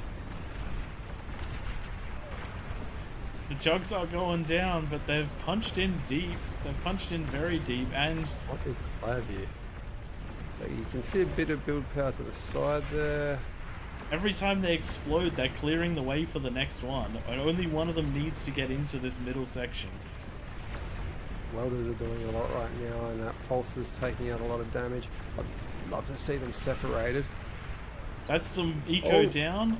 Last one. Are we going to see it? Last one takes down a chunk of it. Oh, there's an APHIS. If we can see an APHIS go down. Come on. You can do it. Oh no, that was so close. That was We so do have Titans close. on the right hand side trying to do the same now. They do take out a bunch of build power, but there is no eco near this, so they're going to get shut down. That would have been so good. That would have been so good. Sorry if the commentary wasn't the best on that. I was on the edge of my seat wanting to see that happen. Well, we're seeing the favour return, but this time in the form of lots of small units. That T1 dominating again, followed up by those demons. That's going to be the fall of the last peasants. A couple Titans still trying to make their way in. At best, they might take out a little bit of build power here. They do take out a com. They've done a lot of damage, but unfortunately, just not quite enough. And it does look like the last of the units are going to start getting cleaned up here, and the last of the peasants. See them go down. Oh well. Very well played out of the Kings, and the peasants. The peasants have done quite well in the end game, considering what they have. But we definitely need to see more aggression out of these players and more focus on defenses from the areas that are completely isolated. Over time, hopefully, we will start to make some videos about guides for each of the locations, so that if anyone is interested, they can start to look at those and see, okay, if I'm in this position, this is a easy way to play. Just a quick look at the eco in the middle of the map. The Kings have absolutely rocketed through 17. So we have 35. 35 APHIS powering the Kings into victory for this one. Good scaling on the back end, but really good aggression out of the Kings. Taking out half of the map by the 20 or so minute mark is just phenomenal work out of the Kings. Now it's just going to come down to the Vanguards. Keep kind of doing what I was saying before. Once you know you're safe, you're doing an economy outside of the middle, just in case something does go down, you've still got a decent economy there. There is one king hidden back up that side of the map. Can the peasants see that? No, they can't see it. I would look, but I want to see the economy explode. I do love seeing the final economy explode. Build towers eating the grunts that are getting in. Oh, sorry, the pawns that are getting in. Question is, yep, there we go. There we go. And now it is just some low health advanced fusions. One Marauder targeting it down. Can he get him? And that is the last of it. Just two comms left for the peasant players. Twig, you were saying that one of them is in the top of the map. Yes, yeah, on the in left the hand corner side there's over a there. red com. I don't know where the other one is. Oh, on the left. Rezzing everything. All right.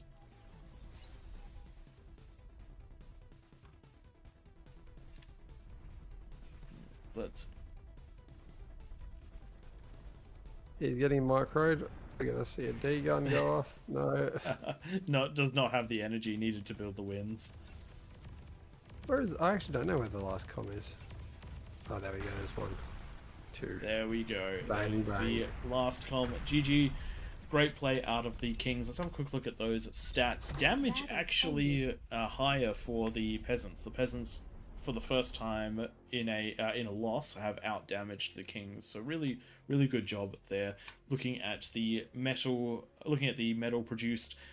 5 million for the Kings and 3 for the peasants. This is what happens when half of the map falls early and the Kings are allowed to focus on their eco and build up. Looking at the stats, let's have the grass. Let's have a quick look into the metal production.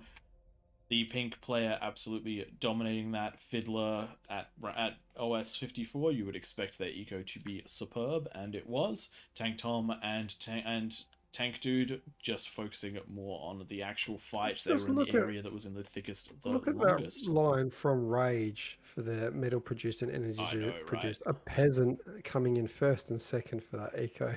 I'm going to be Oh, watching man. the replay of this to see exactly how they did that, because 9 APHIS by 20 minutes with 2 mechs start is pretty bloody impressive. That's still been fed, surely. Yeah, that was a solid corner to try and crack. Yep.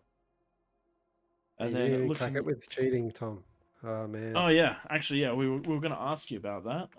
Heard that there was some cheating going on in that in your little spot. Was there? No, just teasing. Not that I was aware. All right, let's bump on out of this one.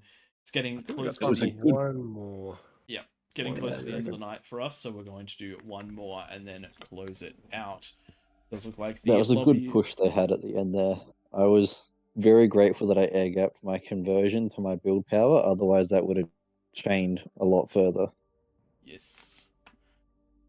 All right, let's have a quick look in chat and see what we missed during the game.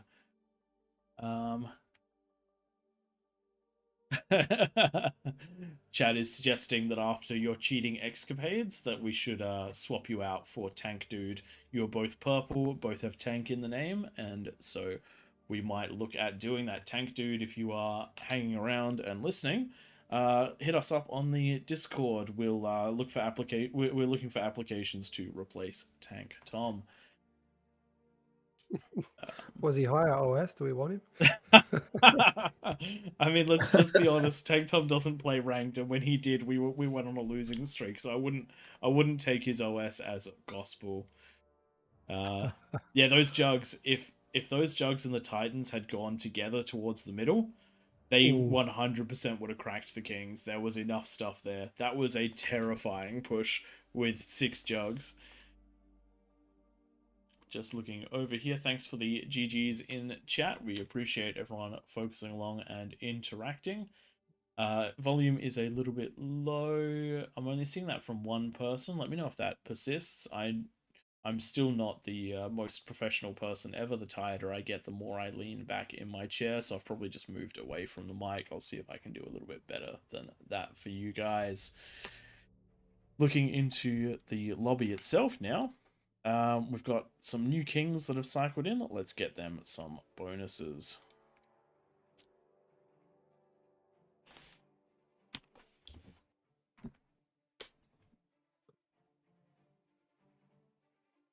Good day, Aeon Spy. Kings and 32 peasants. Alright, we're getting a fine volume from a couple of other people, so hopefully if it is quiet but it's balanced, hopefully that is a-okay, because that's probably the most important thing, that we're all sounding at a similar volume. Alright, one more king, people.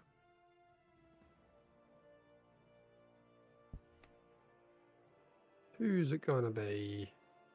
One of the nice things about looking at the player list is, after, because we've been doing this for a while, you start to recognize people that have played before.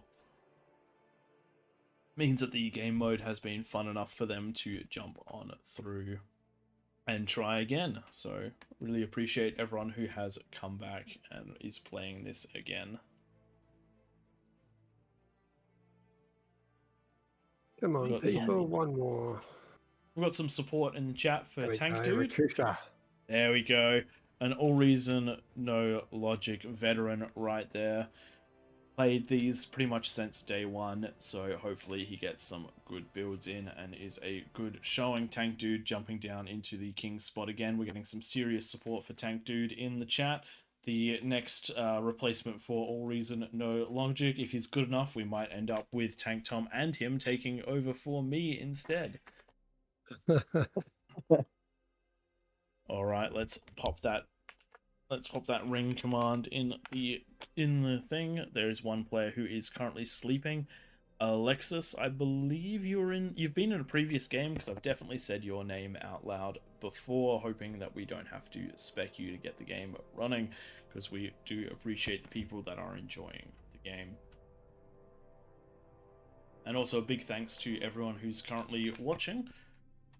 We have got a total of 170 people watching, which I think is pretty close to a record for us between the YouTube and the Twitch. So we really appreciate everyone who is tuning in, and hopefully if you're enjoying this, you will jump on in and play it with us. While there's a gap in the action, just going to do some shameless plugging just to let you guys know that we are All Reason No Logic, and we do this every Sunday night. We also do a co-op versus AI on Wednesday for those who don't love doing all the PvP things. The Discord is in the post made on the official Discord channel. That's where everyone currently is now who wants to chat based on which team they're in. If you're interested in joining us, feel free, and there's a lot of this content on YouTube on our channel, so fingers crossed. And we've just had the stream elements guys posting our channel in the Twitch, so really appreciate that. Oh, this is big. Aeon Spy just jumped down. Ooh. The highest ranked player in the game jumped down to king, so the action is going to be on. I'd love to see the peasants just get a bunch of T1 out at the start. If anyone's watching, don't forget to do that. At least a few players. Okay, posting the rules one more time. It's always satisfying when you do get that ball of T1 and you get to the top and there's not defenses there and you go, oh boy, we're in. Yeah, I really, really want to see every player go 20 or more in sizes at 10 minutes. If anyone is willing to organize that one day to surprise me, I would be over the moon, even if I'm the king. I don't want to lose my winning streak on this map, but I would happily do it if it meant that 40 peasants attacked me within sizes. I don't think we've ever seen one of these blown up King of the Hills and Raptors with more than, how many do we have? Yeah, with 40 players in it. I've never seen it go for less than 20 minutes. Yeah, That'd be great to see it. We did nearly have one, which the mods thankfully saved. And while we've got this dead space, just going to take the opportunity to thank them again for making such a fun game. I actually can't believe that we're doing this right now.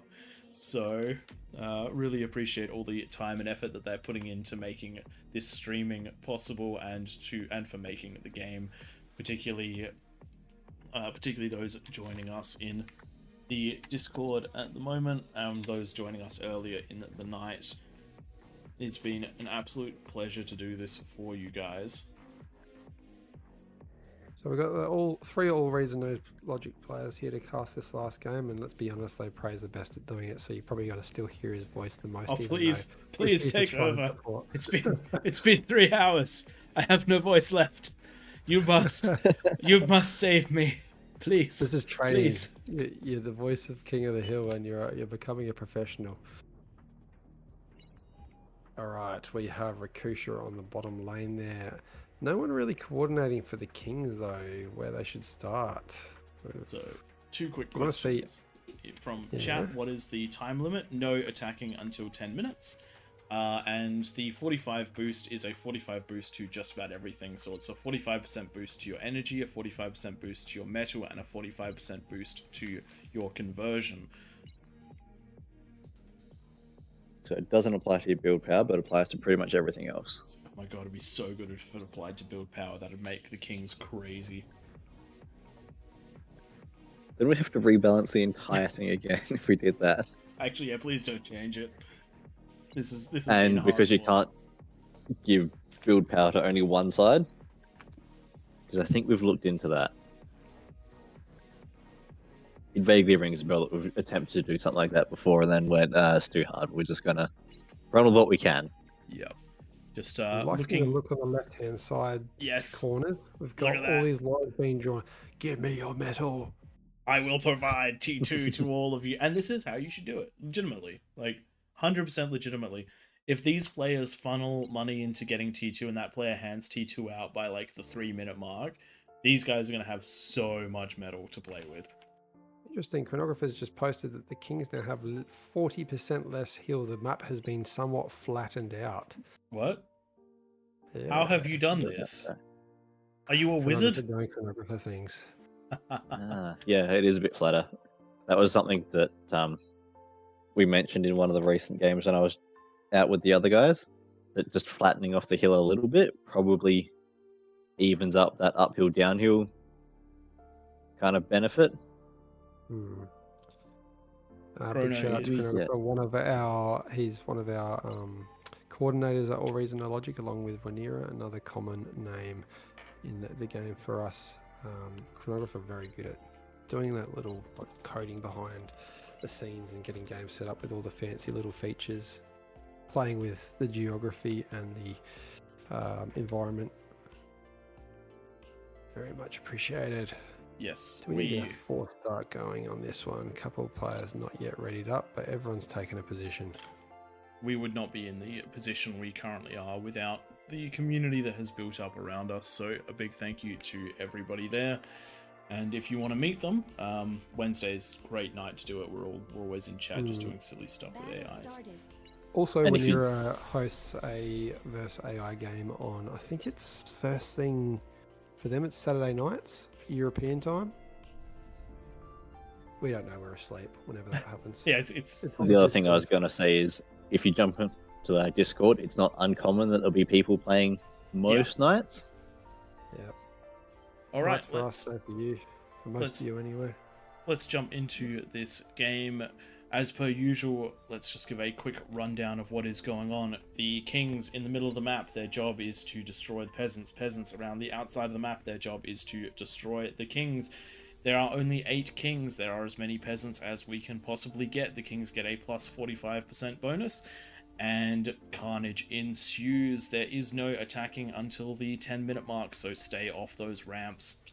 until the 10-minute mark. That includes 4 buildings. Do not build buildings in range to attack the opponent's bases, because that is OP as anything and very hard to deal with and not particularly fair when there is so much limited space. There is no air because for the same reason, and we do highly encourage co-op eco.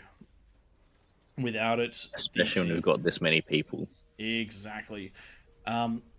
The general strategy we like to see out of the Kings is by the 10-minute mark having units, a fusion, and some defenses. The build we like to see out of the Peasants is for the inner ring to be as offensively capable as possible. That means as many T1 units as possible, and for the players in the corners to have built up and distributed T2, and then to balance between getting T2 units to the front to support and getting more eco. If you are the team which is aggressive tends to be the team which wins. It is easier to build more economy in the background while you are on the offensive than while you are on the defensive. So many players forget that units are like towers, just with legs or wheels. I always prefer to build units and vehicles over building static defense. Nothing wrong with a few. Obviously, you want those LLTs for tick spam and whatnot. But you don't want to forget to build units, especially in this game mode. One thing I haven't seen tonight that we've seen every other week is mines. Mines have not been used tonight. Have you guys seen them? There was a few mines in the last game. At least heard mines detected. Yeah. At some point. What I'd like to do if I'm one of these players around the outside of the ring, the inner ring of the Peasants, is to get a couple of mine layer trucks just to stop that push down the hill at the initial 10 minutes. So every now and then, playing against people like Praetus and Tank Tom, you'll get a bunch of fiends run at you at about the 10-minute 30 mark, and those mines do shut them down. Just had a question in chat if we can go over the game a little bit, and I think this is actually a great opportunity to do that. So there are 2 main factions in the game. There's also a third one that is in the works, but the 2 main factions are Cortex and Armada. Most units between the 2 have a parallel, but they fall into a couple of different categories. So the Commander is what you're going to start with. From there, you're going to build your resource generators, which is your wind and your mexes. They help generate these bars up the top, which can be fully consumed to then construct buildings. You then have the labs. There's a vehicle lab and a bot lab. The vehicle lab builds tanks, essentially. The bot lab builds giant fighting robots. Your T1 fights are built off of these couple of labs. There's also air and hovers, but they're not really used in this game mode, so you won't see them very well. But the bread and butter of the T1 units for the bots are the Grunt, the Aggravator, and the Thug, or their equivalents for Armada.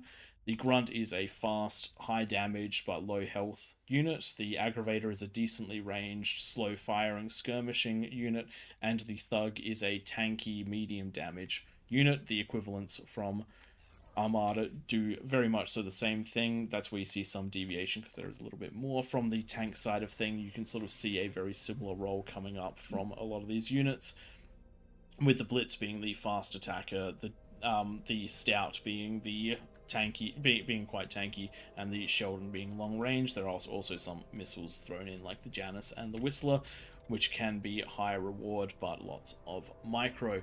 Once you've got enough resources, you transition into T2, where if you have gone bots, you usually move into a T2 bot lab, where you get the much more exciting and much more fun units, in my opinion. Though that being said, the Grunt is one of my all-time favorites because of just how versatile it is, and this is where you start seeing some pretty crazy stuff. So you have units like the Welder, for Cortex, it is the equivalent is essentially the Fiend. This is a melee brawler. If on one side it's slow versus fast, but similar sort of role. A ranged unit like the Hound, a Spider which is capable of traversing things that aren't normally traversable, so cliffs, and then you get some of the more unique units like the Sniper, which is a very long range, very high damage skirmishing unit. Once you've finished with T2, you start getting your T3 up, and your T3 is your much bigger units like your Juggernauts and your Titans. These are very high health, very slow game enders. There's a lot more to the game, but as a brief overview, that's the general unit overview. And the game goes sort of in phases. You really do have to scale your economy quite hard to get into some of these stronger T3 units, but there are some reasonably cheap ones that you can do all the same. The sort of expected eco for T3 starts at 2 fusions. You can definitely get some of the cheaper units with that. But then you want to start scaling with the APHIS. The APHIS is the highest energy production building in the game, and then you can convert your excess energy using converters to get metal. Sorry if this is a little bit rambly. I've not really overly explained it too much before, but I hope that helps give a little bit of context. Also, whilst doing that, we've got one player breaching the place where they can go up. They need to go off the ramp, so we've got... I'm going to just ping it for them in the chat. Pass. They have moved down. Please delete your units.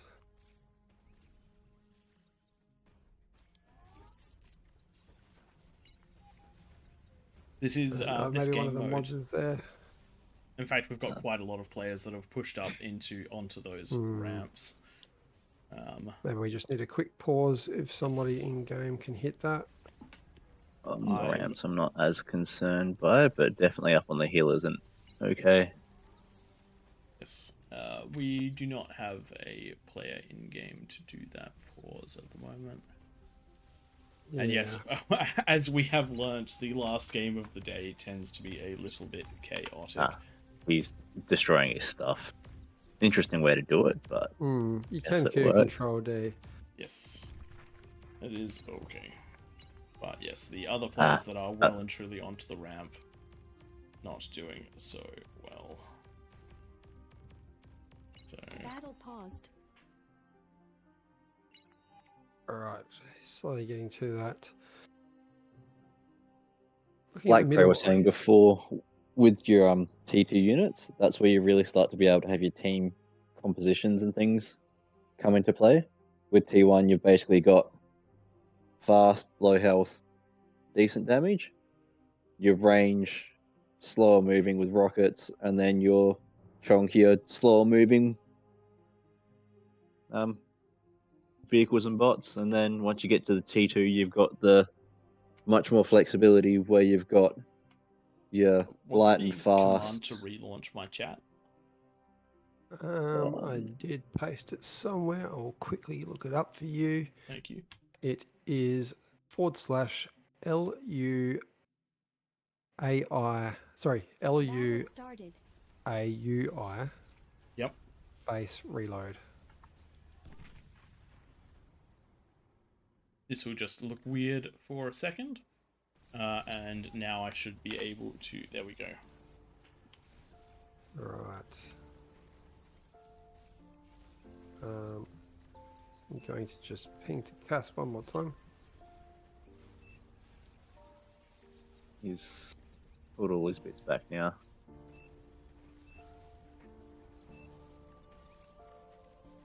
How are we going with building it? Anyway, while that's all going on, we'll have a quick look around the map to see what is happening. We do have a lot of T2 labs happening on this bottom right side of the map. For anyone who watched the previous game, you saw what happened when you distributed them instead of building them yourself. It was much more effective. On the left-hand side, that's exactly what we're seeing. Those T2s are being handed out, and we already have a ton of T2 mexes all around this side. Much more effective there. Top left. And the reason that that's more effective is you only have one player spending the 2,900 metal for the lab compared to every player having to spend that. Yep.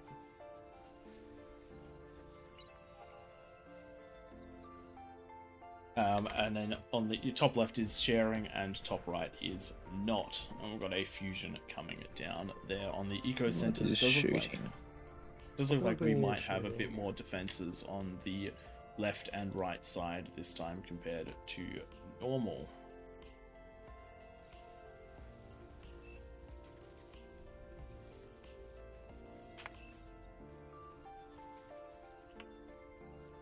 feel like saying they're both a bit close there, but No, the Kings are allowed to completely build on the brown as long as none of the turrets can hit the.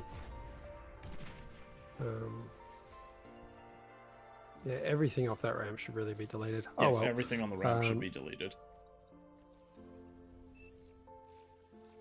once those pop-ups start. Uh, 10-minute mark is up, so it is good to go, and we're getting our first big attack here. And this shows exactly what you can do with just a couple of units. Even though separate them up a little bit more. Yes, they are taking some area damage, but they have broken through. Yeah, and that was just 2 players worth. Straight towards the com. Don't die to the com. Get into the eco. Yes. And here we go. Just one set of aggression. 2 players worth of aggression pushing up one ramp, and that is straight into the base. I love lamp. I love lamp. Oh dear. It makes a huge difference when you can get a massive unit in, because then you start getting the surround bonuses too, which amplifies the damage you deal. As well. Yeah, once you get into the base, you spread them up. Ooh, that's going to be big. Away from the build power. Come on, eat it. Oh, I was nearly really bad. That's one. And on the other side, same thing. Incisors coming straight in. They're getting stopped by the welders, but look how deep they've all gotten. That's only 2 players doing that. Yep. And now we have. And the thing is, that then opens up that lane for a while until they can recover. I mean, look how much is happening around the map. Just grunts. Just a handful of grunts have got the Kings on the back foot. And this is what you have to be able to defend against this as Kings, and that's why we recommend Twin Guards and Twin Guards and Beamers are a great defense. But even more than that, units that can move around and get in the fight, super important. Especially for the Kings up on the hill. Just you're fighting downhill, so there's nothing wrong with going vehicles. The Jaguar does a lot in King of the Hill. You get a massive Jaguars, they just fly down the ramps and tear apart bases with those chain reactions. A lot of the towers are built very close to each other, so they will go down very quickly as well. And here we go. Now going in with all those units, but not pushing too hard, and I think the T2 is going to come across and clean them up quite nicely. His commander probably has to watch out there. A little payback for breaking the rules at the start of the game, maybe. Welders getting around them, and then we've got some long-range Sheldons. We're going to see him going down fire. Does look like we've got our first big push out from the Kings. Some spiders heading down to the bottom middle of the map. This is a great place for the spiders to push out. They can get so much damage done, and they can walk straight down into that low player if they want to. Does look like they're backing up to recoup for more units. Get ready for a bigger push. This is Rakusha, the one and only. Does love his spiders. Oh, look at this. With the change in geography, the welder was actually able to walk the whole way down, so maybe the ramps aren't the only ramps in this game. Oh dear. We might need to make some minor... Look, the Fiend. Is he going to get... Can they get all the way down or just mostly? Oh, wow. They've figured out they can go up anywhere. Okay, so the change to topography has not worked as intended. It's close. So it does look like the Kings have managed to close this area back off, but it's now almost 14 minutes in, and the Kings' only successful attacks have been a couple of spiders. That is a really big deal, because the peasants have had an extra 4 minutes to get their defenses up, to be in position, and to get ready their big attacks. It doesn't look like there's many big attacks coming, but you can see just a handful of players getting in have shut down an entire segment of the map from being on the offensive. That's huge. That's absolutely huge. I think we're seeing a lack of spam out of the Kings now. There's definitely enough eco from a lot of players, at least 1 or 2 fusions and 1 or 2 aphises for most of them. You want to get that really cheap spam happening at this point of the game, just to stop these pushes out of the Hounds, out of the Sheldons, like you see on the bottom of the map. We are getting a good push out of Eamon and... who's this? Siko on the right hand sides. Yes, punching Welders down and Hounds with are a the nice little combination. yes. Hound with a little bit more range, Welders taking the damage, and we're going to see a bit of economy taken out here. You've got to keep these units moving though, run them away from all those incisors. Nice reaction out of the neighbour. Protect thy neighbour. But we are going to get a lot of this in. I would be making sure that at least one shot gets down on that conversion, because it will detonate a lot of that And these wind. wind farms in groups, and they're going to go down. There we go, These chain are reactions, super chain reactions, and that is most of that player destroyed for a relatively small cost. One thing that you really do need to do though, while this was happening, keep that ramp slightly defended and get all of these butlers down and reclaiming. There's 9.8 thousand metal there, which for a king is 15,000 metal. Get that into your system. That's an entire APHIS or an army, your choice. Nice teamwork by the peasants around that position. It does look like taking we have everything a out, Sheldon except ball for a in fat the. boy. Does look like we have a Sheldon ball in the top right that's starting to punch its way in. There are some mines defending, but the hole in the defenses is mine free, and the comm That is T1 well getting under up fire. the top side as well. There are a bunch of grunts here, and instead of going in, they're taking them into a different direction. I wouldn't mind seeing them defend. Here we go, they've come now. Oh, they're sprinters. Sprinters and grunts. Bit of everything. We might see a bit of a surround Unfortunately, here. the defense is working against them, and they funnel straight into that fire. Doesn't look like they're going. Oh, actually, they're still going to get in and clean up, I think. Not quite. It was close You though. gotta keep moving them. You gotta just Yep. keep the micro moving so that you don't get the area of effect. Eamon doing work. We have hounds and welders once again. A couple snipers in this mix. A little bit too grouped up for my liking. What I like to do is put all my meaty units in front, then the longer ranges and the what do you call them? The radar, I guess. And the Looks like anti-radar Tank Dude is together. in trouble.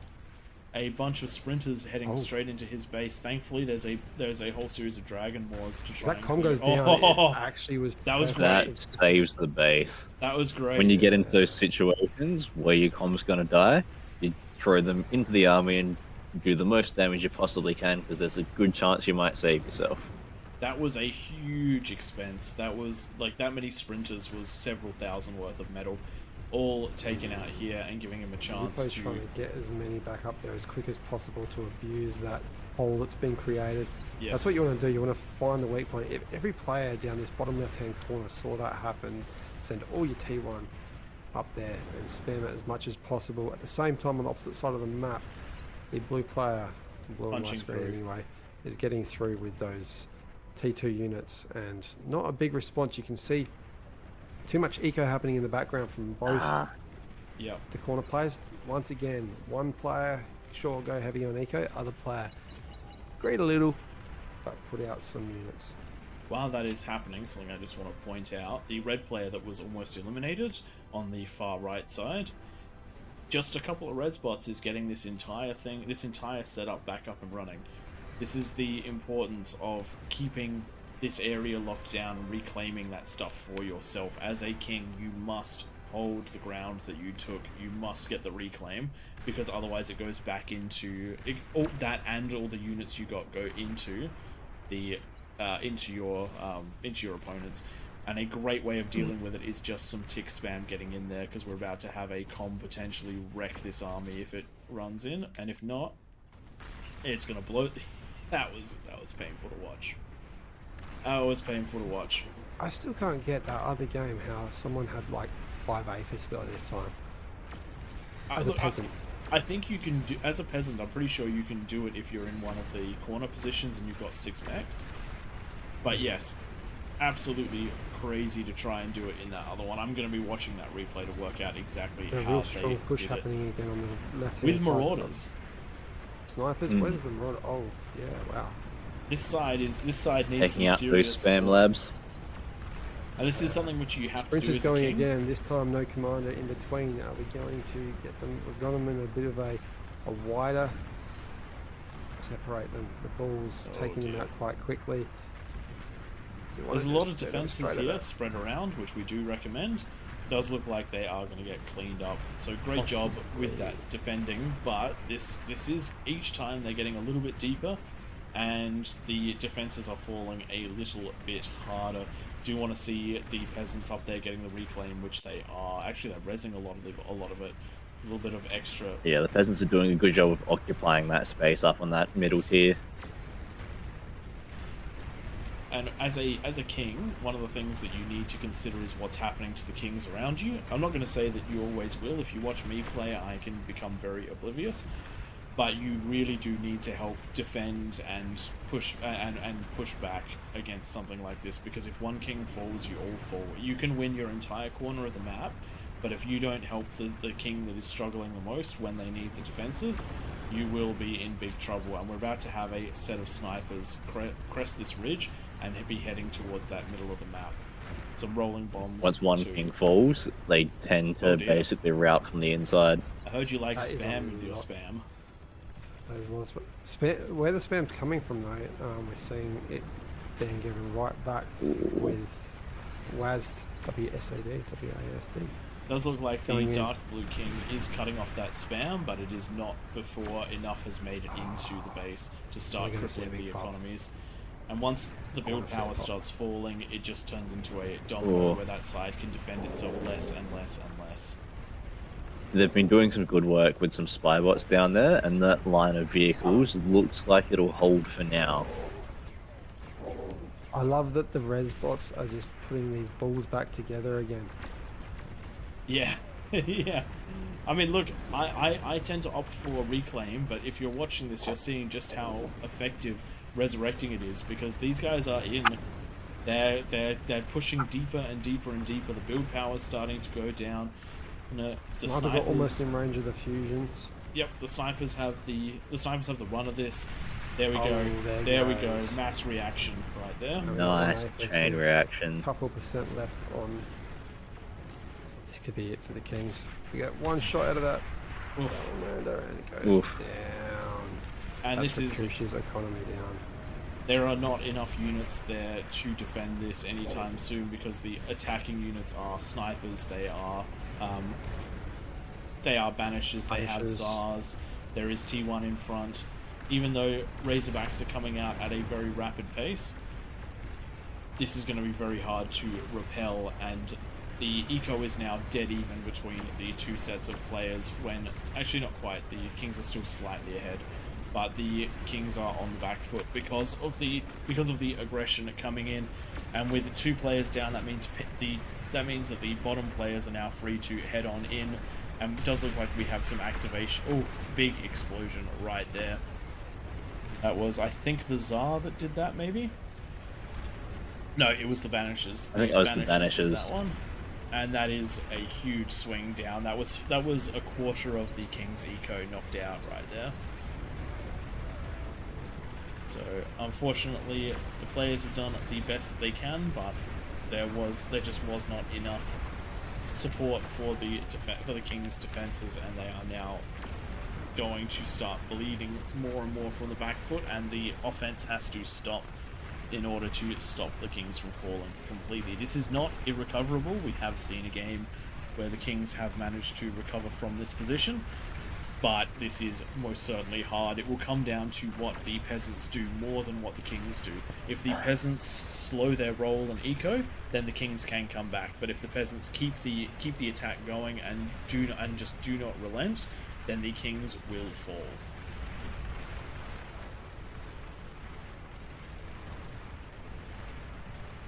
Just a clarification there. Aspira was building some towers up on the high ground. I don't mind it because he had taken out the economy, but you need to be able to give those Kings the opportunity to build back their base as they take it back, that land, and by having the Persecutor there right on the edge of the economy, if a King decided to build some economy in that range, and then it goes pop, it's breaking the rules, so that's why we don't like them up there. Yes, a good example of what is fine up there, if you look at the left side, those handful of Twin Guards, and there were some pop-ups that were right at the top of the ramp. That is a defensive position to fall back on while you siege, no worries there. But if you're building a Persecutor that's going to keep them locked into their base, that is not what we would consider to be okay. We are sorry that there is a little bit of clarification, that the rules are a little bit up to interpretation. It is very, very difficult to Marauders are going to make this APHIS pop, I reckon. Oh no, that's it. Wait, what? Why didn't I Uh-oh. thought more was going to go with that. yeah, they didn't chain react. There we go. There we go. Boost. Boost. That's majority of the. I was going to say the Kings Kings look down. like they're holding and pushing back well. At this point, Not. Marauders Find out are what's left. Fast. Oh, They are fast. imagine if those Marauders had been just a little bit out of the gate, a little bit faster. I should reckon that the 37 Marauders from the dark blue player would have been able to push this one back. But unfortunately, that is going to put the eco at 4 times in excess. The peasants are doing 4 times better. So unless the units that are out on the field right now are enough for the win, I don't see it happening for the Kings. Yeah, army value slightly closer, but still an advantage of the peasants as well. So the Kings' army is all they've got going for them at the moment. A couple of players still with their eco, but all but out. Yes. the Peasants have done a good job of finding some gaps and then keeping the pressure on throughout this game. Yes, the peasants really have not relented on this one.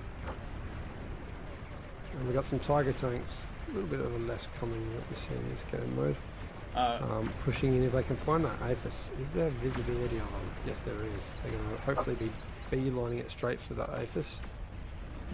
As a peasant, all you have to do is head into the middle and you'll find some eco sooner or later. Oh There's no. going to be some very valuable Tigers out of Zerglist. And there it goes. Very nice. And that was the correct call to target the APHIS rather than try and deal with the units. Got a resign vote called from the middle of the map, but one of the players wants to try and fight this one out. Understandable at this exact moment because the army values are still not too dissimilar. If you tuned in last week, you would have seen one game we were in the pleasure of being in the middle. We were all but out. It actually looked maybe not quite this bad, but similar to it where I think all but 2 of the peasants had, the Kings had fallen.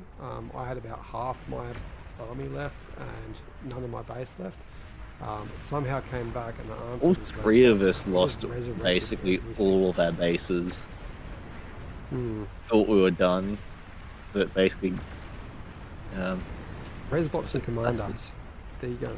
It was classic. Classic was next to us. And yeah, classic Oh, had enough eco to pull us out of it. No way. That one comm just killed 4 Kargis and is going to walk out and live on the left wow. side Gee. shuriken. That's not something you can afford to lose if you're the Kings right now. That was great. Great D-guns. Yeah. The benefits Right, of having your um, commander invisible rather than standing in front of things and dying. There's a big I effect can just with hear the that, music in my right head inside. of what I want to use for your comm exploding.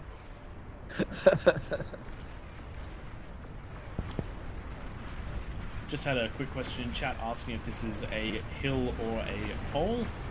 This map typically is a hole, but because of some very smart people that we have helping us out today, it is a hill. They have inverted it. In fact, they inverted it, but not all the way, which means that it is not as steep as it should be, which has led to some pretty interesting stuff, like the fact that the gaps between the ramps are still traversable by some vehicles, which is quite interesting. It does look like we've got Pink pushing in to try and take out one of these last eco centers. Rolling bombs, big damage, and a couple of salamanders should be able to clean this up. Big repairs coming, and a rolling bomb in there. It actually got the detonation. 1 tiny eco center left for the Kings. Really nice holdout. I thought this game was over probably about 10 minutes ago, but Kings coming together to defend their rear. Unfortunately, though, I think it came down maybe to a little bit of the micro, taking all of your army to one spot and then quick stuff going around you. Sort of formed the Peasants biggest did a good economies. job of finding the gap, getting in, and then basically popping that entire bottom half in the space of 30 seconds or a minute. They got a couple of different pushes in, and once it opens up like that, it gets real hard to do anything when your I've seen a front goes couple from a lane kings to pop out of half a this, map. so no reaction. I think a few have admitted defeat and just watching the crumble. And We never this- see rolling bombs in this. It's nice to see something different every so often. Every week there's something different. Some weeks it's big mine plays. Some weeks it's this week it's rolling bombs. A little while ago we had actually a few players all independently choose to do hovers in the same game. It's interesting how, and then we've had weeks where we see invisible units and weeks where we don't. This week we haven't seen a single one. And how each week then affects the future rounds. I can remember a time when we never saw Jags, and then all of a sudden we saw lots of Jags. One week, a peasant defended the fiend push with Jags, and the Jags traded like 2 or 3 to 1. And I think if we'd been in the same room, Tom, you and I would have looked at each other and be like, Jags? Jags? Yep. And I believe from that point onwards we transitioned over to Jags. Alright, big thanks to everyone for playing tonight. Let's have a quick look at those stats. Damage dealt slightly in favour of the peasants, but pretty even overall. Metal, 1 million in favour for the peasants, basically because they destroyed half the kings halfway through the map. Quick look at the graphs on this one before we close things out tonight. Damage dealt, phenomenal damage done by the kings, but also this is something I really want to note. So many of the peasants, over half of the peasants, are sitting at decently good damage. This is what wins games as peasants. There was so many units from so many players pushing in, and from the early points as well. This is where the peasants can really take over, and they did this game, and congratulations to them for doing it. Looking at the metal production, great job out of the kings, but also great job out of some of these peasants. I'm noticing a couple of the peasants with the most metal production were actually on the front lines, and I would say so much of this is from Reclaim. Remember, if you are a frontline player, you are actually a secret eco monster. You just have to steal it from your opponent. The best eco is the one you don't have to build yourself. Correct. All right, let's bump on out of this one. Let's pop this one over to the lobby. Let's say a big thanks to everyone for playing. That is a wrap for another epic round of King of the Hill. Thank you so much for watching and playing along with us. A huge shout out to the bar team for having us again today. We always love being part of these events and sharing them with the wider community. We are All Reason No Logic. I am Twig, joined by Tank Tom, and Pradith, who is going to go and head to bed and heal his vocal cords for the next 10 hours. If you want more content like this, we stream over on our own channels as well. Just head over to All Reason No Logic, one word, on Twitch and YouTube. Drop a follow, hit that subscribe button, and come hang out. And don't forget to join the All Reason No Logic and, of course, the bar Discord. You'll find the link in the King of the Hill announcement post on the official bar Discord, and also in all of our video descriptions on YouTube. Thanks again for joining us. We'll see you right here in the future or on our channels, and we hope to see you enjoying Koth in the future again.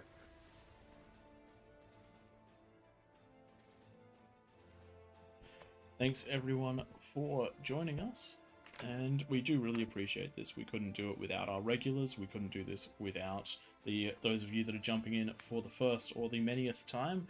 And we hope to see you all again. We appreciate everyone who watched and everyone who played, and in particular the devs who for some reason trust us to do this.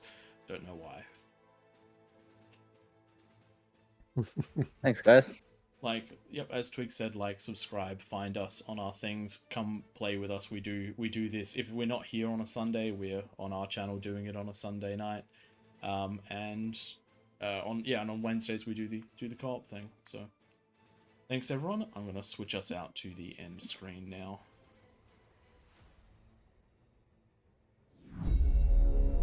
Beyond All Reason fans, welcome to King of the Hill by All Reason No Logic. Experience 2 or more teams facing off in epic scale warfare, where the Horde gang up on the Kings of the Hill. Kings start off with an economic bonus. They do their best to defend an onslaught after a no-rush timer expires. Test out your micro and defend against multiple players in variations of this game mode.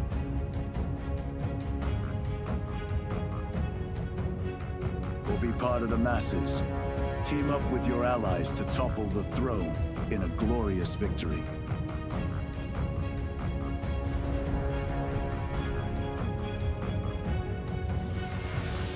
AllReasonNoLogic, hosting King of the Hill lobbies, most Sundays. Join our Discord to be part of the action.